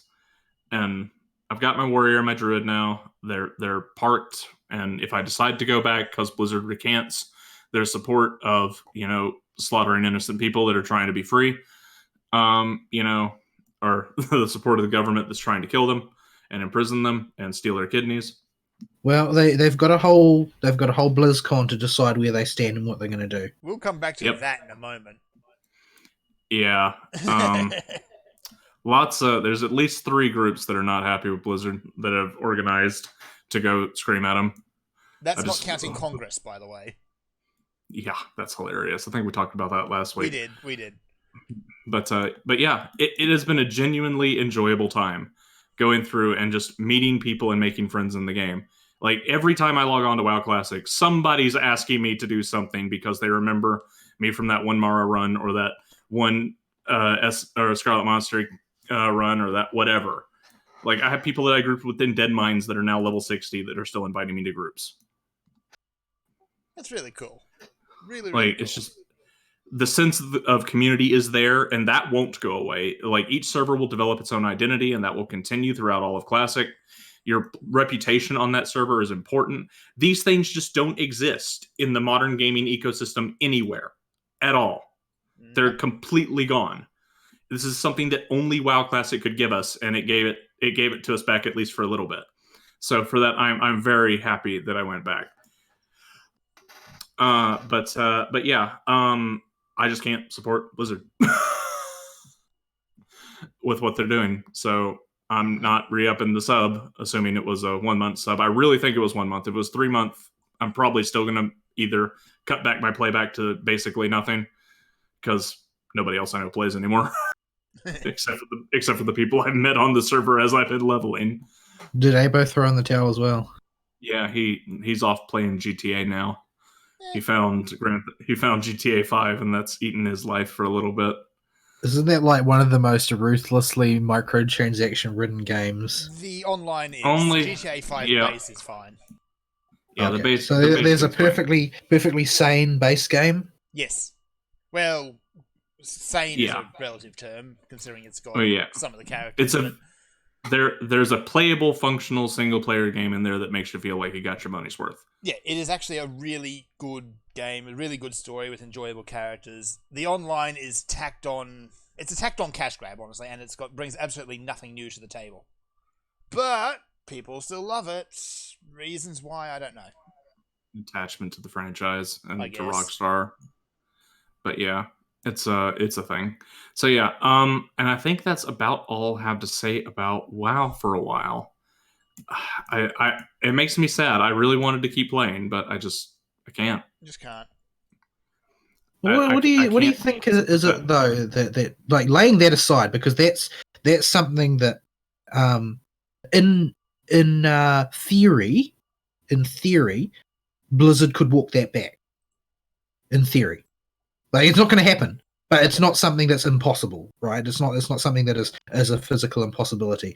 So, but the part that is an impossibility is them finding a way to fix that problem, whereby the player base devolves into a bunch of, loot piece X is reserved. Oh, we finally worked out how to do gear score. Now everything's going to be limited by gear score. Like, why do you think that was such an inevitability? Given what a wonderful environment you had access to, why were people in such a hurry to destroy it? I think it is just the mindset of the type of person that's going to stick around and keep playing a long time is going to be the min-maxer that's going for peak efficiency. So you're going to get systems and people that make those systems that are like Gear Score or like Root Finder and stuff, and people that are in favor of that. Those are the people that get hooked and stick around. Once upon a time, though, those people that, like, they were created in some sense by Blizzard. Like, it doesn't really seem like they emerged in an entirely natural fashion, because I did not see, like, all the way through Burning Crusade, I still didn't see that attitude. People had an entire base game, and then at least 95% of the next expansion where things went on business as usual. Yeah, pretty much all through the heroic Karazhan SSC and TK era BC, everything was, life is normal, even through BT. It wasn't really until Sunwell and the release of Magister's Terrence that I started seeing junk like that popping up. Yeah, and I'm sort of wondering, like, what dibs on a bit of loot, but wasn't prevalent. Well, it wasn't considered to be normal. That's the thing. It wasn't considered to be an entitlement. And the thing is that there's a lot of entitlements really started to hit their stride in Wrath of the Lich King, which for some reason people hold up as the best expansion. But it's because it went downhill after that. It just seems very strange that people are willing to backpedal so rapidly when the game environment doesn't really accommodate it, because WoW Vanilla didn't really have it didn't really have the capacity to generate that type of behavior organically because it wasn't sustainable. It's why the most toxic guild leaders transferred servers so many times, because in that environment, being entitled simply it wasn't sustainable. You couldn't do it. People would stop playing with you. Yeah, you would get unofficially blacklisted on your server. Everybody would have a story about you where you did something stupid in a group with them and you couldn't play with them on that character anymore. So essentially, it looks like, to some extent, the generation of the player base that you see now is just a function of player age. Because that's that's really the only thing that's really immutably changed. Because when Classic came out, you saw an awful lot of people who they knew the Classic experience and they wanted to recapture it. And things were great for a while. And now you're seeing the takeover of the attitudes which are different to that group I've just previously described in one major way, and that's that they had more time. Yeah. So I wonder if it's just a generational thing. It is entirely possible that's a thing. Every single person I grouped with had to go take care of their kids or go to work at some point, myself included. Like, the reason we couldn't chain run SM more times for my druid was, with one group I was with, was like, oh, I got to go to work, folks, and I had to ditch on them. And that same guy that invited me to that group had to go take care of his kids later. Like, that was the excuse given for every single person I made friends with, was some adult thing. So it's definitely probably an age thing, because the younger generation was bred by companies like Blizzard in the era of late Wrath, where everybody could get gear, to just be expected to not have to work really hard for their gear. And if you're talking specifically about MMOs, but yeah, in WoW Classic, you have to work hard, and their shortcut to skipping that work hard is just say, oh, well, I get the Draconian Deflector if it drops no matter what, because I'm entitled. I don't want to have to run this place 800 times. Like, that's the idea these people have in their head, because they've already been bred by the Blizzard of Wrath of the Lich King and are coming over into Classic after having already been created. These people didn't exist in original vanilla because they hadn't been made yet. It wasn't until specifically in WoW that Blizzard started accommodating this, oh, you don't have to work very hard to get gear, people, that you started seeing this kind of mindset pop up at all with regularity. I'm dogging on the badge system mostly, but you know what I'm talking about. Badges. Well, it's not like badges didn't. I don't think badges in isolation is a strictly bad idea. The problem is that they didn't really use it in the way that I had hoped that they would use it. Oh, come on, the first emergence of badges was what? Silithus. No, it was Heroics and Wrath, but then not Wrath, BC. It wasn't so bad then though, because it was only slot filler pieces that were kind of wonky to get pieces for, like your necklace or your trinkets or something, or your rings. Wands was the big one for me. But the other thing, the thing that I think it was the best solution for, was for resist gear. Yeah. So that you could accrue your resist gear without having to use the approach of farming exactly one piece of content ever, because that results in the player base playing exactly one piece of content ever, which is something which was incredibly sucky.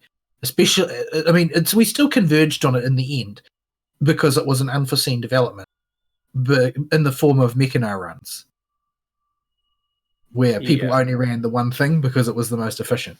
But so sick of Mechanar. It's not hard to get sick of Mechanar, dude. You ran Mechanar so much. Dungeon to begin with. Every tank had Sundancer, even though it was a stupid rare drop, because they ran, or Sun Eater, yeah. That wasn't my experience, though. My experience was that no tank ever had Sun Eater, no matter how many times they ran it. Everybody I knew had Sun Eater, even though it was a stupid rare drop, because they ran the place so many dang times. There were people. I think I think there was only like one Sun Eater in my whole guild, and everybody else got King's Defender or the hammer from Hydros before they got their Sun Eater. Yeah, King's Defender was kind of the thing on my guilds. Well, King's Defender was also much easier, in air quotes, to get because it came from Chess Event. Yeah, but the thing is that you were farming Mechana long before you got into Karazhan. Yeah. And you still didn't have Sun Eater. Yeah, I had Sun Eater and King's Defender. I think I had different enchants on each one, so I could pull them out for different situations, but I forget what I had on them. I had King's Defender on my Warlock. Oh my. Wait, hang on a minute. So did I. Yeah, that thing dropped all the time. Yeah, it was a pretty common drop. It was dead loot every time it dropped, too, because only like 2 people in the guild needed it, and it kept dropping. Well, I don't want to hear that from you, Mister. I'm going to sneak in and do chess while everybody else is offline. Oh, I did do that on my rogue once. That guild was a bunch of assholes, though. Oh no. Anyway. Well, but yeah, that's pretty. It's not a real week. It's been a whole lot of driving and a whole lot of work. Taking over more responsibilities at work has come back to bite me in the butt. I've just got so much I need to do every day that I just don't have as much time to get on and play Vidya. Well, my experience with that scenario is that if you don't do it, nobody will, and everything will go very, very badly. That is my assumption as well. Yes. Yeah. Alrighty, we should jump into some news then. What have we got today? Alright, Check the email box. No, I haven't done that actually. I've been meaning to do that. So, I suppose while we're on the topic of Blizzard, we might as well keep that ball rolling. By the way, we have an email. Okay, so we'll cover Blizzard first while we got on the topic, and then we'll do the email. Okay, all right. So I'll keep it rolling since I've been the Blizzarding. But yeah, I only linked this particular article about this particular group because it was the first one I found. But there are at least 3 protest groups showing up at BlizzCon. Yeah. Why aren't they coordinating? I think they kind of sort of are, but I don't know. And the one that article it talks about, Gamers for Freedom, has sketchy ties apparently to some kind of organizations that I don't know about. That sounds part of the course for these sorts of protest groups. But yeah, the bigger point is that enough people are upset with Blizzard and that the big news isn't going to be what Blizzard announces. It's going to be what the protesters did outside the convention, or who managed to sneak in and get BlizzCon banned in China. Yeah. So who's going to grab a mic and say "Free Hong Kong" in the middle of one of their pressers? Like, who's going to be the mad lad that does it? They're going to start blocking anyone wearing a red shirt at the door. I'll be unspeakably disappointed if it doesn't happen. Yeah. It's absolutely going to happen. A lot of YouTubers have spoken about it, but I can't confirm it. But there is a lot of rumors that the Q&As are, if not completely cancelled, they're going to be so scripted that it just doesn't. It may as well be cancelled. Yeah, I've heard that as well. They're usually pretty bad. I wouldn't mind it actually if Blizzard would at least screen their questions beforehand normally, but in this case... They usually do. It just, the questions are dumb and banal enough that you get that. Yeah. And last year we saw what screening their questions did. Is this an April Fool's joke? Is this an April Fool's joke? To be fair, the guy was wearing a red shirt. It's always the base red shirt guy calling out Blizz. Yep. They should just be wearing anyone wearing a red shirt. Actually, I'm wearing a red shirt right now. So there we go. I'm wearing a grey shirt. Go put a red one on. I'm wearing a black shirt because all of my shirts are black, except for the one that is dark blue. Yeah, it's blackish, I guess. Anyway, so yeah, it's BlizzCon is going to be an absolute dumpster fire. Yeah, it's not looking good for Blizz. If all they would need to do would to be, to find their testicles and dust off their integrity, and then they could fix things. But they won't. But that was I know that they won't because they've got shareholders. Yeah. But and they've been bribed by China.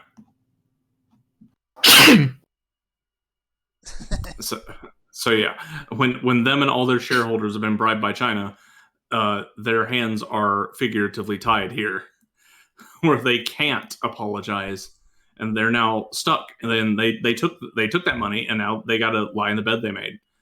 Yeah, I think they're just sitting back at the moment and just hoping it blows over. Yeah, I don't think they'll be so lucky. Somebody's going to do something stupid enough to make the news. Oh yeah, something is going to happen. When you have 3 protest groups all agreeing to show up, like, somebody's going to do something dumb enough to make the news. Mm-hmm. Somebody's going to hit somebody, or some Winnie the Pooh costume's going to get lit on fire, and and people are going to make the news. Incidentally, Winnie the Pooh also wears a red shirt. And is also banned in China. And all associated properties. Yeah. Because somebody made fun of Pooh Bear by saying he looks like Winnie the Pooh. Yeah. Oh dear. So yeah, it's going to be a mess. Blizzard hasn't said anything further since they banned that second group last week. Well, every time they say anything about it or act in any way that with anything that revolves around this thing, they just wind up sticking their foot further down their throat. Yep. Like, they're up to their kneecap at this point. They've eaten their whole leg. Yep. And not just their foot. Like, they got me to quit, and I've been singing WoW Classic praises for how long now? Like a month and a half, 2 months? Yeah. A lot of people have been thoroughly enjoying WoW Classic, and a lot of them have quit. I still think this is all a secret ploy to say WoW Classic failed. Look, totally, guys, it was a bad idea. You didn't want it. That would be deeply undignified and totally not beyond them. Yeah, but it also implies some degree of competence. Just, can we... I'm reminded of a scene in Red Alert 3 or Red Alert 2 where Tim Curry just is in his Stalinist out form. I'll go to the only place that hasn't been infected by capitalism. Space! Oh, yes. I'll link it in General Show. Spice. Or Live Show Chat. For those that have not seen the Tim Curry scene. One of the few examples of FMVs done right. Don't even take them remotely seriously. Also, cram Tim Curry in there. Because Tim Curry makes everything better. He is pretty good at chewing on the scenery. He's the only good thing in Wild Thornberrys.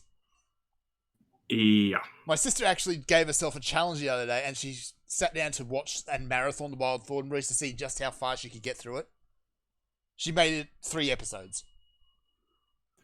Fun fact, Tim Curry thought the script for Red Alert 2 was so hilarious that they couldn't actually get any takes where he wasn't stifling a laugh. So if you look closely, you can see him cracking a grin in every single take they did, even in the outtakes. He's right, that script was complete nonsense. It was supposed to be. It was supposed to be cheesy. Wonderful nonsense. Oh, have you seen the new post about what EA put out for the assets of Command & Conquer Remastered? Yeah. Oh, it's so icky. It is looking pretty icky. They haven't said anything about the actual content of the game and how they've changed it. It's not a matter of if, it's a matter of how they've changed it.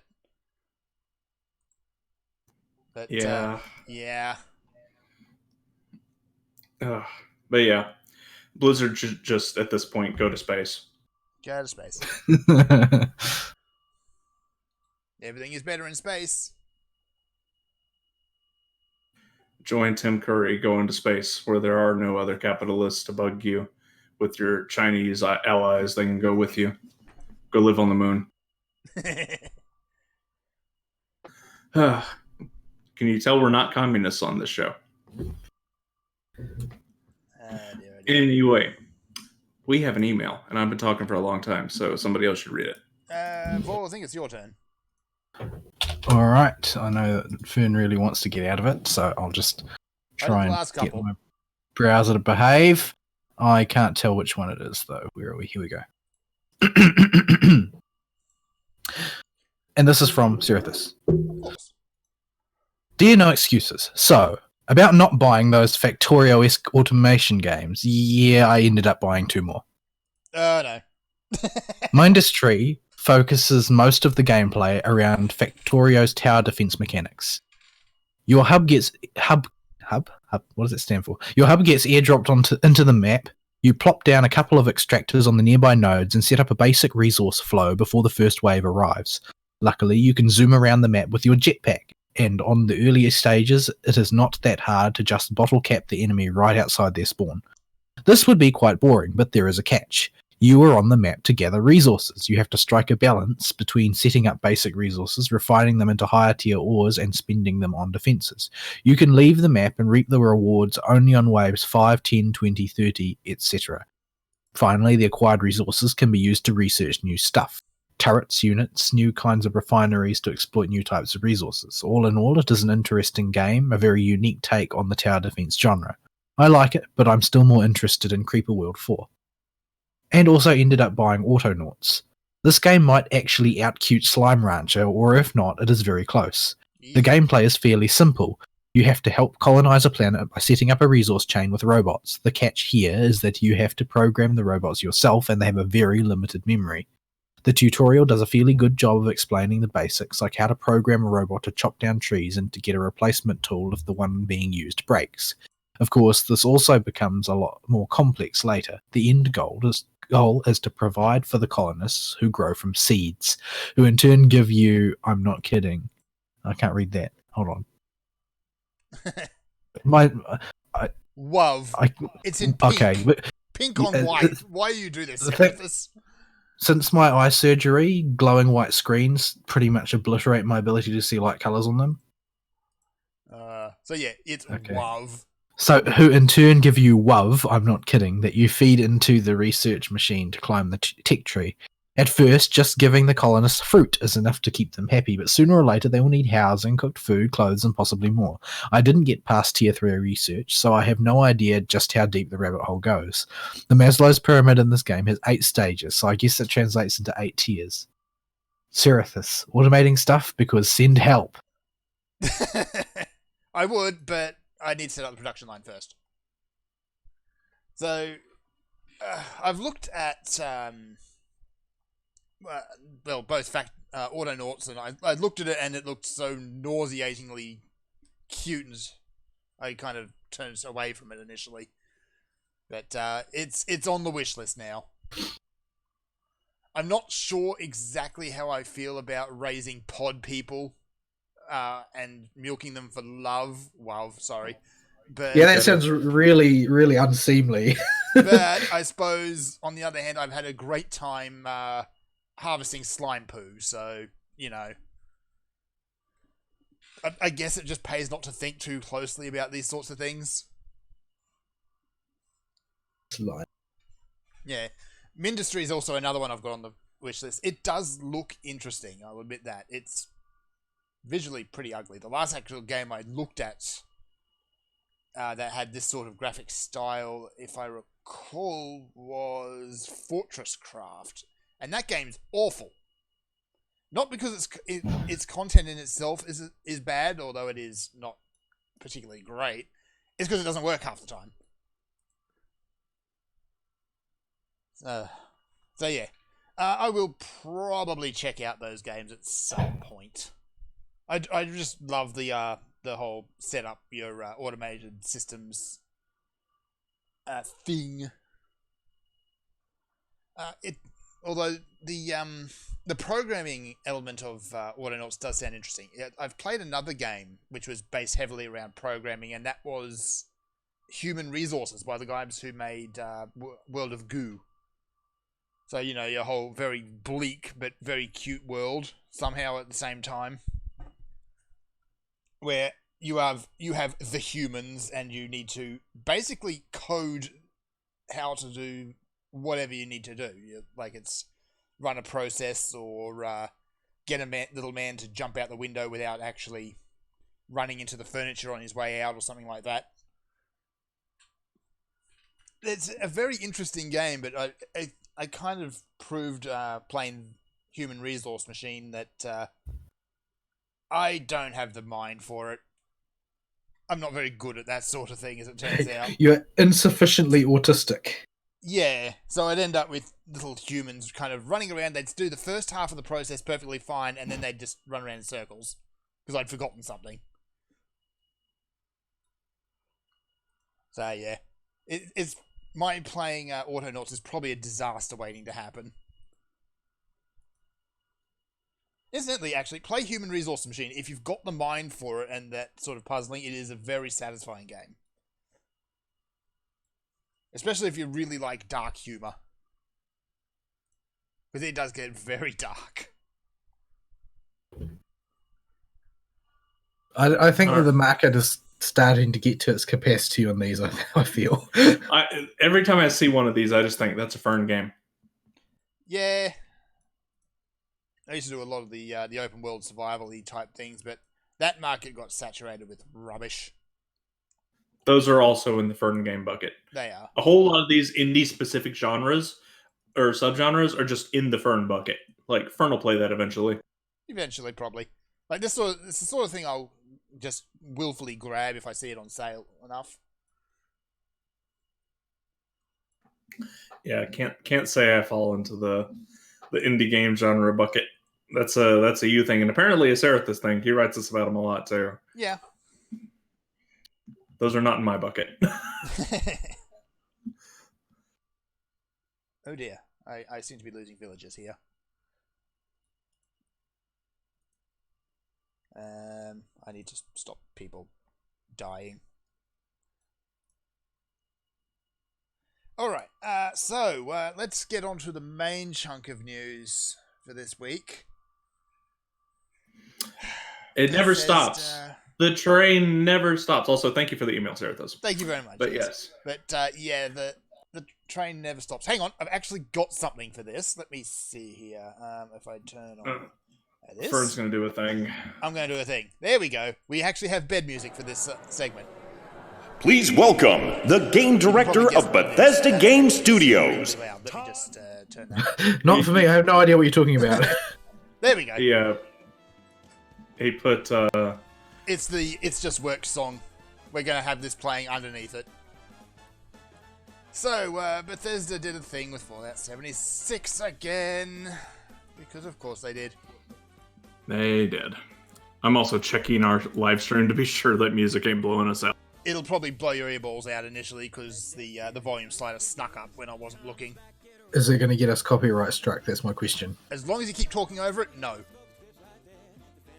So, we have a system introduced to Fallout 76 called Fallout First, which was an annual subscription thing, so I believe it's $100 a year or $12 a month, depending on how you want to do it, which gives you some, in gigantic air quotes, benefits. First and foremost, being among them, is the ability to make private worlds. We'll go into exactly what happened with these in a moment. Also, Fern, cut the bed music down in volume by about 33%. 33%? That's... Yeah. Yeah, I think that's... Of whatever it is now. That's about as low as it will go before it'll cut out completely. Yeah, that's fine. I just... Right. the balancing's a little weird between our voices and the thing when I check the stream. But it's okay now. Yeah, this is how you do these things in real time. But yeah. So yeah, you get yourself the ability to make private worlds. You get a box which will hold infinite amounts of generalized crap. You get a survival tent, which will let you plonk stash access, a sleeping bag, and a fast travel point out anywhere in the world, in addition to your camp. You get a monthly allowance of atoms. You get a outfit based on the Fallout New Vegas, which is a superior game, by the way. What do they call it? The NCR Ranger outfit, and you get a bunch of emotes and icons which nobody ever uses because nobody cares. Not one of these things is as it's advertised, except possibly the atoms. Well, the thing is, like, are they not as advertised, or have they, like, in the sense that they did not they did not attempt to deliver what they were promised they would deliver, or are we talking that they gave it the old college try but just failed miserably at every turn? It's honestly hard to tell at this point. The guy that is in charge of system designs at Bethesda, I've said it 3 times now. He's a national treasure, and we need to keep him safe and preserve him for future generations to learn how not to do things. He is so bad at his job that I can't think of anybody that continues to mess up that badly and still hold down their job. So, let's go down the list. Nobody cares about the emotes and icons, so let's just skip that. The Ranger outfit looks terrible. It actually looks worse than the lower resolution version you can get in Fallout New Vegas. It's really, really bland. Yeah, as with everything in Fallout 76, it has a variable polygon count throughout the entire item, and looks terrible. It looks awful. So, atoms, nobody cares. It's honestly, that's probably the only thing that I'll get right. Make sure works. That will work. That's the only thing. The big, there are 2 big ones though that we need to focus most of our time on.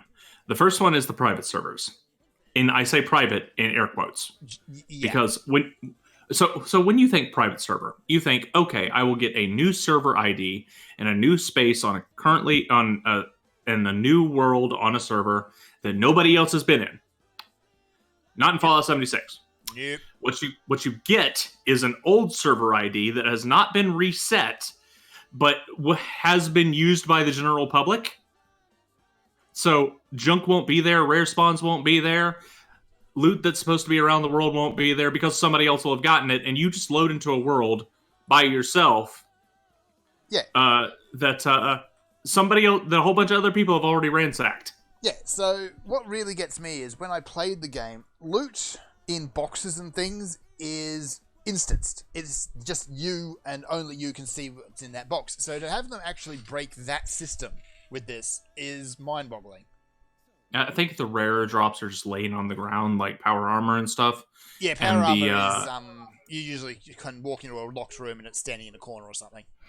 Yeah, so all those there have been servers where just, that's not there because somebody else took it. Rare spawns that are supposed to be there at the start of every server, not there, but dead. There. You can see the corpse, so we know somebody killed it. Yeah. It's like, this is the kind of thing these private servers have. So we know what it's actually doing is assigning you an old server ID for a server that just hasn't been reset yet, but is still online. Mm-hmm. In addition to that, the whole private part is up to the debate. It's not a fully private server. It's not this is an instance that is unique to you, and you can invite people as you see fit. It is up to 8 players on this one map, which you, to be fair, you're the host of, or at least you created this server instance. But anybody on your friends list, no matter who they are, can join it, as long as they can see you online. Even people that don't have the Plus subscription. Yep. And what's funnier is this isn't a problem for your average player. Most people aren't going to care about this little issue.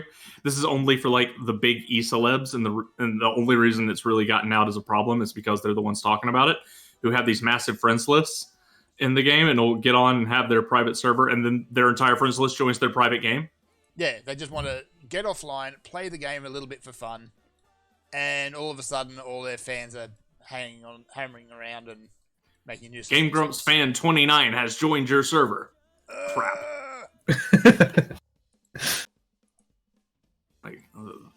That would make me deep throat the shotgun real fast if I saw that. Please don't. So, yeah, that's not as advertised. Why couldn't we just, you've got the map, it's stored client side. Why can't you just have option to make private server? It runs in the client. Nobody else can join. If you want to invite something, they just join to your local session. For that matter, I'm paying you for a single player experience. Right? I'm not paying them anything. I've never bought Fallout 76 and will never buy Fallout 76. But play and pretend that I bought this game and I'm paying for their service. I am a customer that is paying you for the right to play a video game whose assets I have legally purchased on my own with nobody around. This is a thing I'm doing. and I'm paying you a subscription fee, so you give me the legal right to do that. Okay, why can't I just run this on my computer and host it with my connection? Like, every other small group private server game that's ever existed ever? But we got to have it always online so we can ensure the best possible experience. You're already getting a subscription from these people. You don't need them in the Atom Store, you numbnuts. Let them mod the game, for goodness sake, if they're paying a sub. You're already getting your microtransaction in the form of a monthly sub. Why do you think you're going to get more? You would probably incentivize more people if you put in big red letters, server hosted client side on your computer, just like every other video game in existence. When you make a private server, you can mod the heck out of it and we won't ban you. Signed, Todd the Liar. And then you would ban them anyway because you're a liar and you break promises. So yeah, like if the map itself, it's big, there's nothing in it because there's no NPCs yet because they delayed it, but like it's interesting enough. There's cool things to find. The whole Mothman thing is kind of cool. Is it? Yeah, kind of cool. Does he have Endure so he survives at 1 HP every other hit and you have to get lucky to kill him? Yeah, probably. I haven't actually fought him. That's what the SMT one has, or whatever it's called. It's called Endure in some games. Yeah. So like, you can survive with 1 HP. There's cool stuff, and like you can faff around and whatnot. But if you put it on able to be applied client side entirely, it would be cracked and modded within about 30 seconds, and people would start having a lot more fun with it. Yeah, but they don't. They don't want people to have fun. I'm pretty sure that's the case. They just want this eternal money engine. And the second Bethesda put up that stupid Creative Works PS4 pay for your mod thing, way back in the several years ago now, that was the when the sirens started going off. That Bethesda's gone. Yeah, they done club stuff. Yeah, I've whatever the heck gotten that was. Some of that stuff, but not because I paid for it. It's because if you just wait long enough, ultimately it will all cycle through as just free giveaways. The creators will probably the creators probably want you to have it for free because they're probably PC modders that got somebody to port their crap. Yeah. So they just want people to play their dang mod. Yeah. Alternately, I could just go onto Fallout Nexus and just download a similar but not quite the same skin from my Pip-Boy, and there we go, I'm happy now. Also, I can remove Preston Garvey from the game because he's incredibly annoying. Well, there's actually two more big goofs. The second one is the website for Fallout First. Bethesda did register the domain first. Yeah. So I was under the impression that it was more common for a company to register a whole pile of domains in advance and then just squat on them forever. Yeah, they do normally do. But they pulled a Sleepy Joe on us here. That's a political joke. So somebody else immediately nabbed the domain, and they've set up a rather professional-looking site outlining the features of Fallout First. Also a rather profane one. Extremely profane. At a cursory glance, until you get to the first all-caps letters in the main paragraph, if you're just skimming the website, and the banner, like it does for me, is going over the FU at the top, it looks almost like it could be the real website. It does.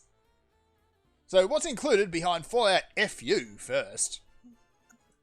Yeah, there are stuff that YouTube will get mad at us if we say is on this one. Let's face it, there's nothing that we can say that YouTube won't get mad at us for. How much do you want to bet Bethesda's going to sue the guy that set this up? I'm not sure They just make themselves out to... Well, I mean, I think that in America you can usually come up with a reason to sue almost anybody. I suppose even if they can't get him from a I mean, it might get... they can tie him up for a while. Yeah, it might get dismissed, but they might still do it anyway because they're Bethesda. And apparently they're just dumb as bricks. Yeah, like this would... they could do some IP and copyright law shenanigans with this probably if they found the dude that made it and it's not just some anon on 4chan that grabbed it or something. But yeah, they could probably ding him for this in the US, but it would be a colossal waste of the money they don't have. Yeah.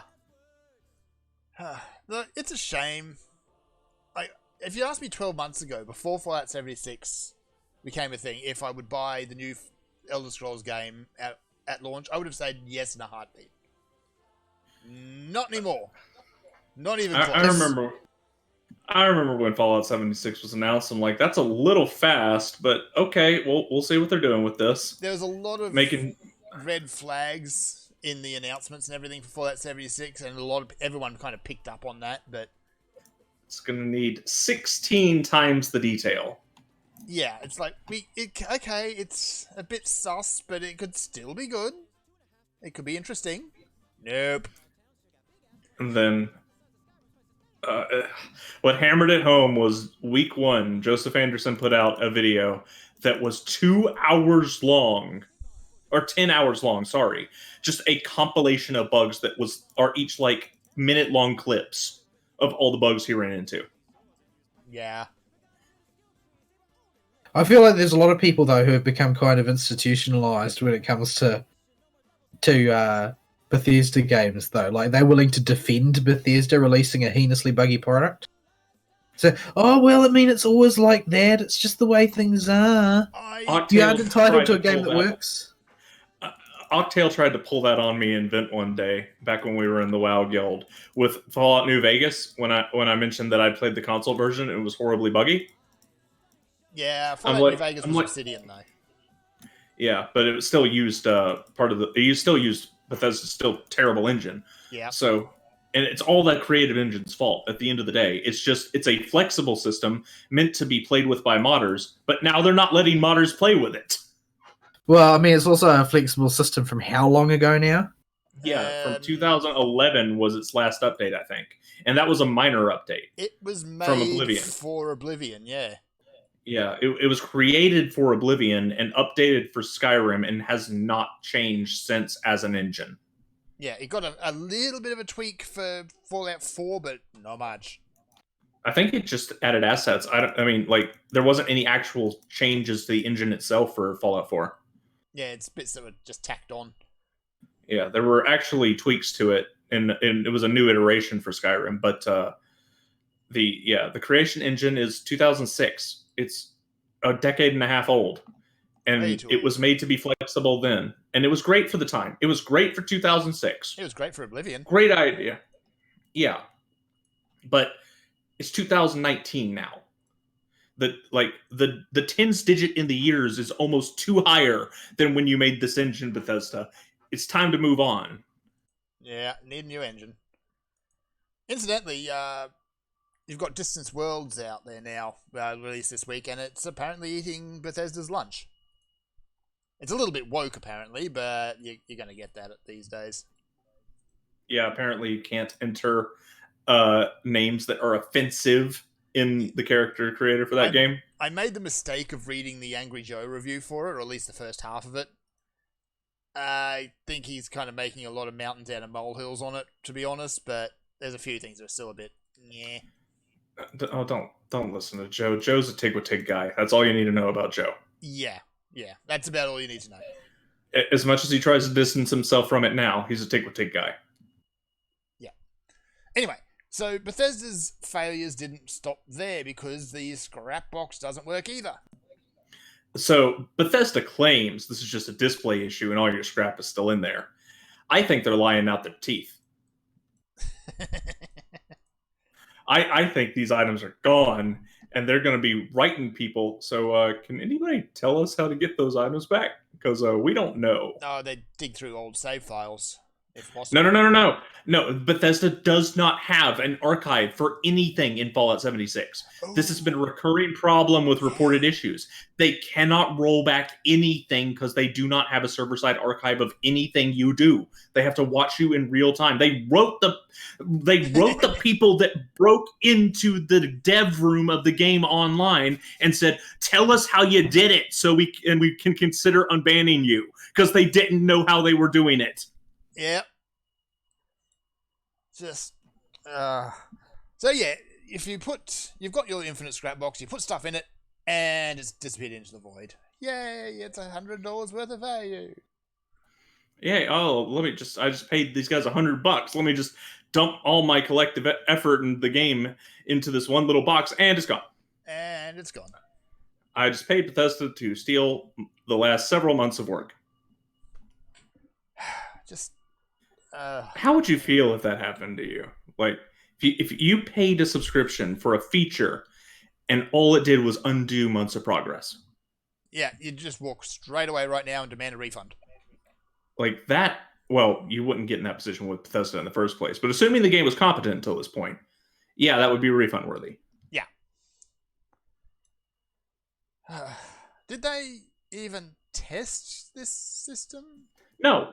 No. Obviously not. No. Or they did and they didn't care, which is honestly pretty likely at this point. It seems to be the way things are going for Fallout 76. Because there's just no way as a business, anybody in good conscience, just from a selfish business perspective, could release the product they have out right now and knowing that it's this buggy and go, yep, that was good. We can go ahead and push that out. No. They either didn't test or they have some 4D chess game they think they're playing that is real in reality just them falling on their face. And they just didn't care. And like, we'll just release it buggy anyway. They'll give us money and it'll be enough to recoup our losses. Sometimes I wonder if there's some real serious unrest boiling in the background at Bethesda. Like the reason why everything they release is trash is because it's all just a facade, and internally their entire team is just collapsing in on itself. Maybe. Because it just doesn't seem to be a good explanation for how people can, be so consistently retarded. There's got to be something at this point, I think. Like, just literally everything explodes. Yeah, every time they make a step with Fallout 76, they fall on their face. Every single time. We promise you. Like, we're going to give you a glass Nuka-Cola beer bottle, or rum bottle, or whatever. Nope, it's plastic. And it doesn't even have a lip. It's just flat, so it scribbles all over the desk. Nope. We're going to get you a canvas bag. We ran out of canvas. There is no more canvas in the world. I watched a review of that rum, actually. Yeah, apparently it's not very good. I heard it was bad. It's a very, very bad rum. Like, not merely mediocre rum, like extraordinarily bad. Like, they've spiked it with so many artificial flavors that it doesn't even taste like rum anymore, apparently. Ew. Yeah. I heard it compared to, like, grease of some kind from a car. Ew. I think is what the review that I watched said about it. That's pretty bad. I can't remember. It's been very long specifically what they compared it to. But, yeah, it sounded pretty bad. Oh, boy.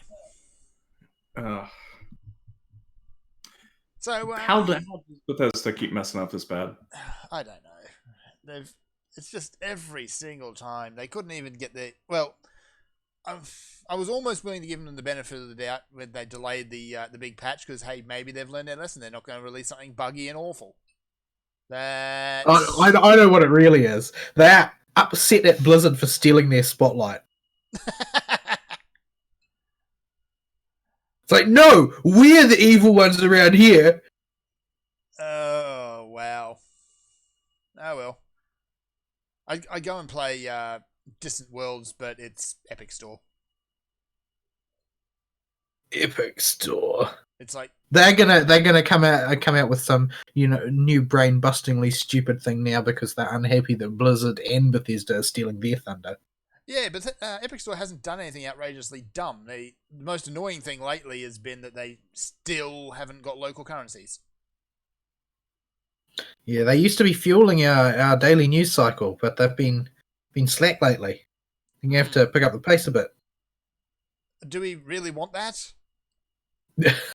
It depends whether or not it's entertaining to talk about, really. Even if we win on that score, everyone loses. Maybe. I mean, it could provide a useful object lesson in what not to do for the next actual competitor that comes up. Yeah, could do. But yeah, it's. I like how laughing at video games companies has sort of become a cottage industry on YouTube. Because there's never any shortage of material. Dear, oh dear, oh dear. Alright, what else do we have for this week? Not much, really. We do have one really, really weird thing. Okay. Yeah, just something that popped out today, actually, and that's Suda51 and Swery are teaming up. So, who wants... And the only thing that I can weirdness? notice for some reason is that they both have numbers in their names. They do. But they've both made extremely weird games in the past. Some are really good, but others are just weird for the sake of weird. I'm frankly terrified. Yeah, I wonder if they're going to be able to out-weird Death Standing. What we need is a Kojima and Yoko Taro team up. I think the universe would just implode in that We case. don't know that Death Stranding is weird. We may just lack context. We don't know what Death Stranding is. It's been advertised for 2 years and nobody knows what it is actually about. Something about babies and black tar monsters and some naked dude. I don't know. We have a release window for a hyped game that we don't even know the genre of yet. I remember seeing a tweet or something about or an interview quote from Kojima about how early on they pretty much just had naked Norman Reedus, and that was pretty much it. As far as a starting point for a game, that one's pretty weak. So, okay, we have a naked guy. Now what? I'm sure there's something that will just organically grow out of that. Oh dear. So, yeah, that's just a little nugget of news. It's something very, very strange is going to be coming down the pipeline in the next few years. Well, I don't know. Can how well do two insane auteurs actually work together? Yeah, that's an interesting point, actually. Are they Because actually they're both overproducing? bonkers. They are bonkers. Like they can spitball as many insane ideas against the whiteboard as they want, but that doesn't a game make. Nope. Especially if they're both auteurs who want things their own way. Mm-hmm. Because they normally work in a capacity of having absolute personal creative control over a project. So okay, well, guess I don't know what their personal working relationship is like. But I don't know of any other team ups that they've done before. So yeah, I don't think they've done any collabs or team ups in the past. All right.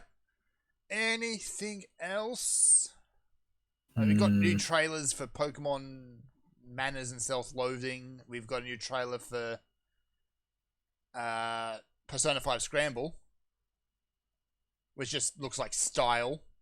well, yeah, that's the thing though. Of course, it looks like style. It had to because they have got to comply with the IP aesthetic. Yes, But that doesn't. I didn't feel like I was a great deal better informed about what the game actually involves afterwards. It actually raised more questions like, okay, we knew it was a Musou game, but why... That looks like platforming. Why is that there? And yeah, okay, there's a storyline, but why are they flashing up the color schemes for all 5 Persona games up until now? Which has actually got the internet screaming and carrying on, by the way.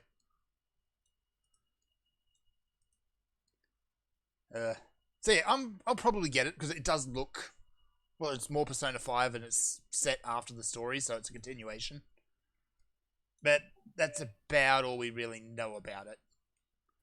They Yeah, gave man. me an excuse to not have to buy every single Persona spinoff when they hired Ashley Birch to play Rise in the Dancing All Night game. Yeah, who wants blandness? Yeah, I gave the dancing games a skip. They're kind of weird. Honestly, you can get just as much enjoyment out of those just by watching the dances on YouTube. Without, all the frustration of trying to wrangle a rhythm game. Yeah. Melody game. Anyway, I think that's about it for news. Yep, I'm flipping around to see if there's anything else. And no, it's been a fairly normal news week. Well, Just Bethesda being Bethesda again. yeah, the dumpster fire that is Blizzard continues to burn. Yeah, and I'm really sad. I'll reiterate again how sad I am that Blizzard did this. Yeah, 'Cause they were primed to get me back on the Blizzard train. I was in a good position. They could have won me over if they kept being consistently good. I was actually really But no. looking forward to the Warcraft 3 remake. That was looking pretty decent. Yeah, That's been delayed a staggering number of times, though. Yeah, it was supposed to be out by now if the first dates were any indication. yeah. It's well, they had to go waste time appeasing China with something. Apparently. It's just China. China is a thing right now, and it'll be relevant for the next 5 years at least. Yeah. You need to watch out for it and keep your eyes open. Vol, you might want to wear a mask or something for a while. Oh, dear. I'm almost not kidding. Almost. But All right. In that case, But yeah, we should start wrapping up. All right. Email topic of the week. Y'all don't write us emails. Why don't you write us emails? The bullies. They don't like us. Serathis likes us. He does. But yeah. Oh, dearie me. Yeah, it's been a long week, folks, for me anyway. So hopefully next week we have some stuff and we'll see what happens. Mm-hmm. I think that one of our episodes this month was our 400th anniversary show. And we totally just... We will be talking about that next week. Yeah. So we'll be coming up with plans for that at some point. We just have to sit down and wrangle them together when we're not all super busy. So look forward to that. And I think that's it for announcements. Closing comments, go. I need to not be terrible at Monster Hunter. I need to not try and play 3 mobile games at the same time. Oh no, the waifus will control your life if you do that. I don't really want the waifus to control my life. That's only supposed to happen when you get a real one. Yes. I need Elon Musk to invent a better self-driving car so I don't have to drive as much. He's too busy hanging around on Twitter and snarking at people. No, he's trying to make real cat girls. Also that. That man is a crazy person. Is. That man is a national treasure. There is a lot of overlap between the two. Okay, folks. We will see y'all next week. Sayonara. Bye-bye.